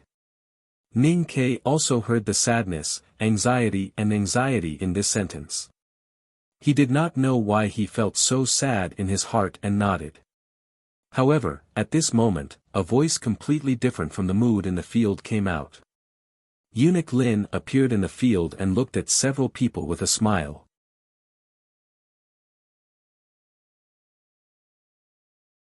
"Master Yen Sei, Ning Ke can't go to the Southern Gate with you today. He has to go to a place with me." Yen Sei was slightly stunned. Looking at the eunuch in charge, he remembered that this person said yesterday that he came to the academy under the order of His Majesty not to watch the battle, but to pick up a person. Was the person he was going to pick up Ning Ke? Even if the palace wants to see him, it won't be too late. Yen Sei said unhappily, "In order to get this student, I have fought with the academy for a day and a night. I don't know how to explain to my younger brother later. Why are you in such a hurry?" Only the divine talisman master in the Southern Gate of Haotian could be so indifferent to the request of the palace and dare to scold the powerful eunuch in charge. Eunuch Lin naturally would not get angry. He smiled and replied, "Master Yen has waited for half a day for this student. But you should know that His Majesty has been waiting for him for half a year." His Majesty had been waiting for him for half a year.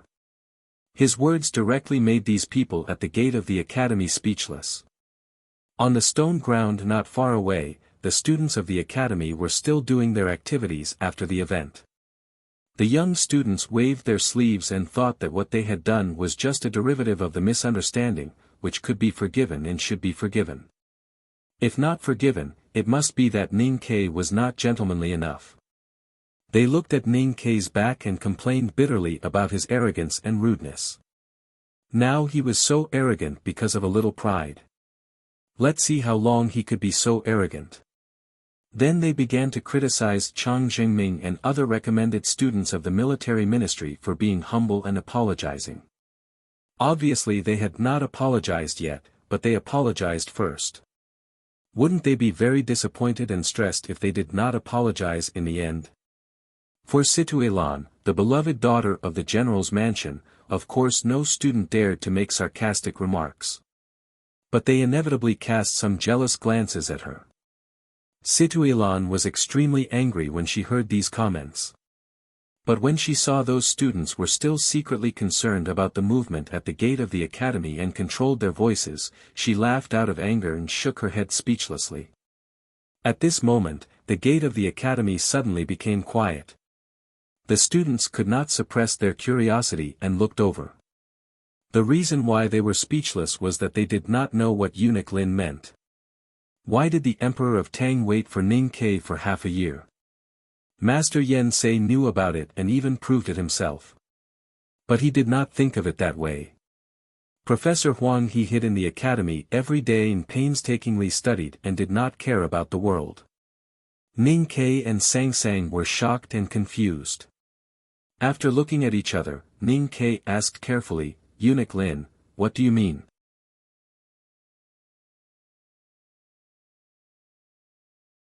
Eunuch Lin looked at him with a smile and said, "Did you go to the imperial study one day last spring?" Ever since he entered the academy, Ning Ke had focused all his attention on climbing the stairs and cultivating. He had even forgotten that he was a secret guard of the Tang Empire.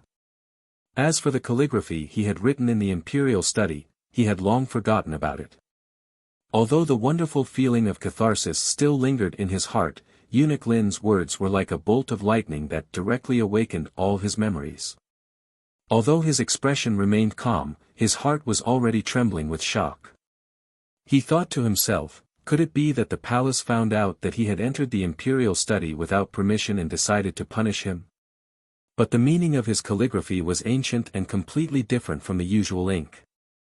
How could the palace be sure that it was him? And even if they wanted to punish him, it should be the bodyguard office's business. How could such a bigwig like Eunuch Lin take action? In a flash, Ning Ke thought of many things. It was said that the emperor was famous for his kindness. Now that he had become a disciple of the second floor of the academy and a student of Master Yen Sei, and it was said that the South School of Haotian also thought highly of him, he should not be beheaded for such a small crime, right? In a flash, he weighed many problems and finally said honestly, yes. He tried to appear calm and aboveboard, but everyone could hear that his voice was nervous and dry. Eunuch Lin touched his smooth chin and looked at him with a smile. It really is you. That's good. But this is a serious matter. To confirm it before entering the palace, I asked His Majesty a question. Please speak, Eunuch Lin, Ning Ke said. Eunuch Lin looked into his eyes and asked with a smile, His Majesty asked you, what is the sentence before, the flower blooms on the shore? Ning Ke murmured, the fish jumps into the sea. Then what are you waiting for? Hurry up and follow me into the palace.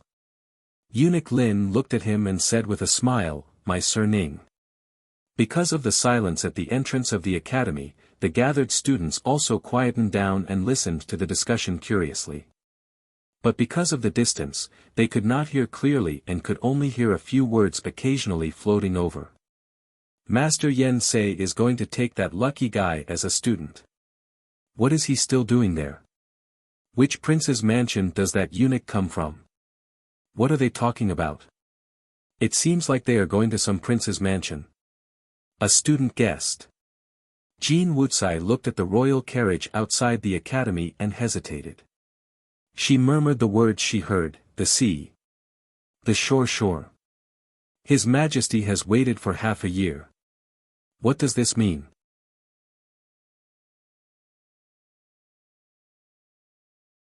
After sending breakfast to Xie Qingyun who temporarily stayed in the academy last night, she returned to the gate of the academy and was ready to go home with Situilan.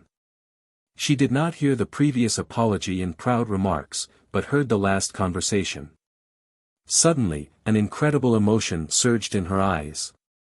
Looking at Ning Ke beside the carriage, she murmured in a slightly trembling voice, Is the calligraphy in the imperial study written by Ning Ke? Her voice was very low, but it was clearly heard by the students of the academy. In an instant, the inner stone square fell into absolute silence. Everyone knew that the calligraphy that Jean Wuxia mentioned, which was left in the imperial study by someone, was deeply loved by His Majesty. It was said that His Majesty would go to the imperial study to look at that calligraphy in a daze whenever he was upset about state affairs. What was more clear was that His Majesty had invited many calligraphers to the palace to copy that calligraphy, and then selected the best ones to be bestowed to the ministers and scholars in the imperial court, in order to replace those really meaningless rewards in the past. Even in the Tang Empire with simple folk customs, it was the same. His Majesty loved calligraphy, especially the literati in officialdom loved calligraphy. His Majesty loved that calligraphy, so did the ministers and scholars. His Majesty loved that calligraphy, and naturally, the ministers and scholars were not willing to be left behind. This trend became more and more popular, and finally became an interesting thing. Every time the ministers in the imperial court argued about how to get a wife, they would actually talk about this calligraphy. The grand scholar said that the emperor bestowed the first copy to him, and the minister said that the copy the emperor bestowed to him was the most exquisite double-hook copy that had the charm of the original. How could those copies of yours be compared to the one hanging in my study room? The ministers who had seen the blooming on the opposite shore, in the imperial study all agreed with His Majesty's appreciation. They thought that it was indeed the most charming book in the past 10 years. Even without the blessing of His Majesty's love, it was still a rare masterpiece. In addition, the above-mentioned interesting things, the mysterious calligrapher had not appeared for a long time, and the strange appearance of the calligraphy in the imperial study added a layer of mystery to this calligraphy. Only mystery could be sacred in the world. The calligraphy and the mysterious calligrapher were getting more and more popular, and people were getting more and more curious. Today, the 5 words, "a calligraphy piece moves Chang'an," were really extremely appropriate.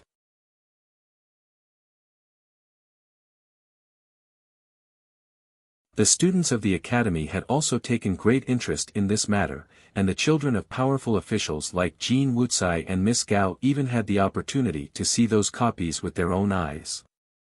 But who would have thought that person was Ning Quebec? Chen Zixian looked at Ning Ke, who was standing beside the royal carriage, and suddenly said timidly, "When we talked about that calligraphy last year, I told you that Ning Ke opened a small calligraphy and painting shop in the eastern city. That calligraphy piece might be written by him." No one answered him. There was a silence on the stone platform, a silence of shock and embarrassment. In fact, there were many students in classroom 3 who remembered the discussion last year. They also remembered how they had mocked and ridiculed Chen Zixian after he had made such a cowardly guess. They had pointed at Chen Zixian's back in the rain-shielding corridor and laughed out loud. But who could still laugh at this moment? Ning Ke, who was regarded as a loser in cultivation and an immoral villain who gave up the exam because he was sick, had successfully climbed the mountain and surpassed those classmates who did not take him seriously. Finally, he defeated the invincible Prince Long Qing. This fact was like a thunder to the students of the academy. The highly respected divine talisman master did not hesitate to cry and shout to accept Ning Ke as a student. This matter was like a second thunder to the students of the academy. After the 2 thunder sounds, most people had been struck silly by the thunder.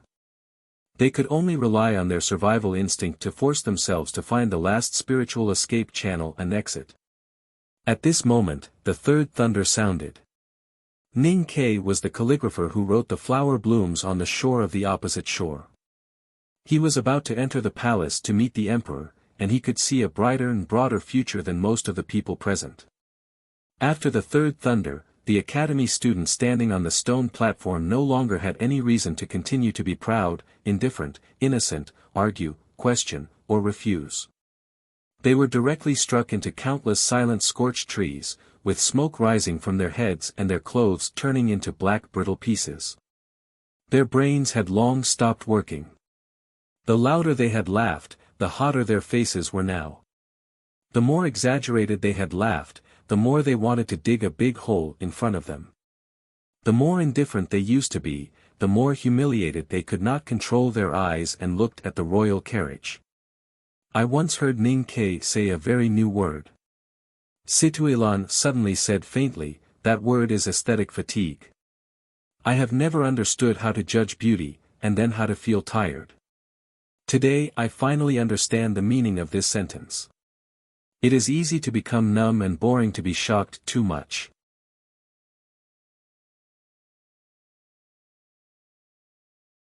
Chu Yuxian stood behind her, shaking his head and saying with a smile, "But I still feel very good."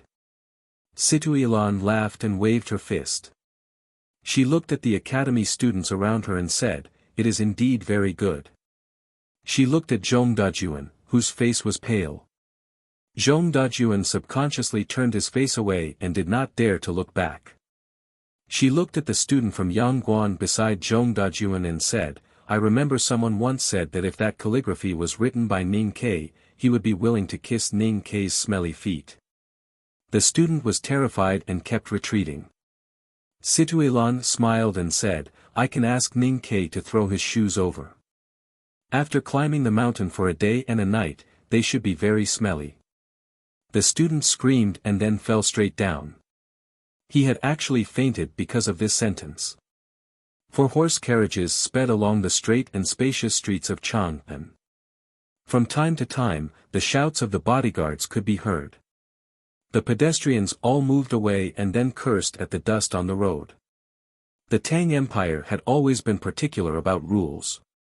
Although they clearly saw that it was a carriage from the palace, the people of Chang'an City did not show any mercy to such an unruly carriage. Ning Ke and Sang Sang sat in the dim carriage and were a little bewildered by the luxurious decorations in the carriage. They looked at each other from time to time and exchanged their feelings.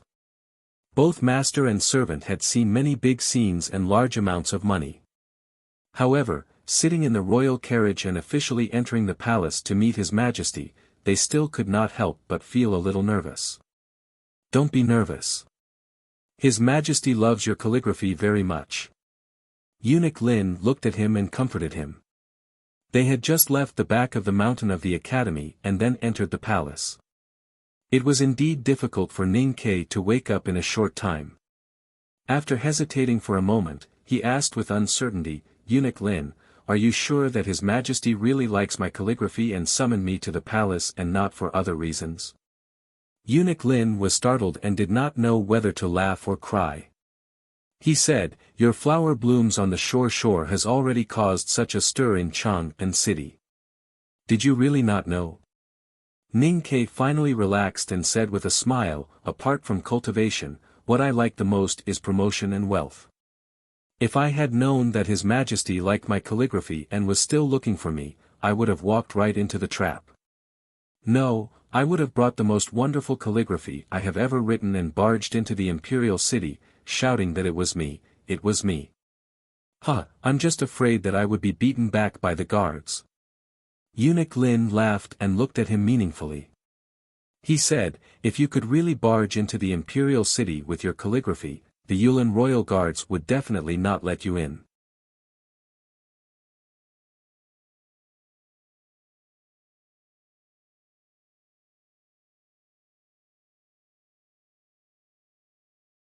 The proprietress was about to lose her temper, but Ning Ke stopped her and said with a smile, Aunt Wu, don't worry. I owe you a favor today. Second brother Wu will never marry another wife in this life. I'll look after him for you. The proprietress beamed and repeatedly agreed. Second brother Wu said angrily, you little thing, how dare you meddle in my family affairs? Ning Ke pointed at the royal horse carriage behind him and asked with a smile, can you meddle in this? Second brother Wu saw the emblem on the bright yellow horse carriage clearly and thought of his miserable life in the future. He suddenly trembled with fear. Walking into the dark old brush pen shop, Ning Ke did not ask Sang Sang to boil water for a bath. Instead, he reluctantly closed the shop door and climbed up the wall on the stool as fast as he could. He took down the scrolls hanging on the wall with his own handwriting. He solemnly handed the scrolls to Sang Sang and said with a solemn expression, from now on, you must take care of any piece of paper I write as if it were a big black umbrella. Sang Sang opened her eyes and asked confusedly, as long as the paper exists, I will exist. If the paper dies, I will die. This is not a piece of paper. Ning Ke gently stroked the scrolls in Sang Sang's hands and said with a slightly trembling voice, these are all silver notes. I like the content of the second half of the chapter, and I especially like the title. Also, I have something to report to everyone. Jiang Ye's book always sends out individual chapters to solicit votes at midnight on Monday. This good habit will be maintained. It's just that some of my friends are very generous and use text messages to notify me. I'm very grateful. But the chapter at midnight is a chapter for soliciting votes. Please don't get up to read it, or I'll be very embarrassed. I'm cupping my hands. To be continued. If you like this work, please come to Chidian.com to vote for me. Your support is my greatest motivation. You're tuning in to the Han Li's Wuxia Adventures YouTube channel. We're so grateful for your support, and don't forget to subscribe to join us on this incredible journey through captivating stories. Your generosity through donations truly makes a world of difference, as it's the primary source of revenue that allows me to expand and enhance this channel for you. Thank you from the bottom of my heart for being a part of this adventure.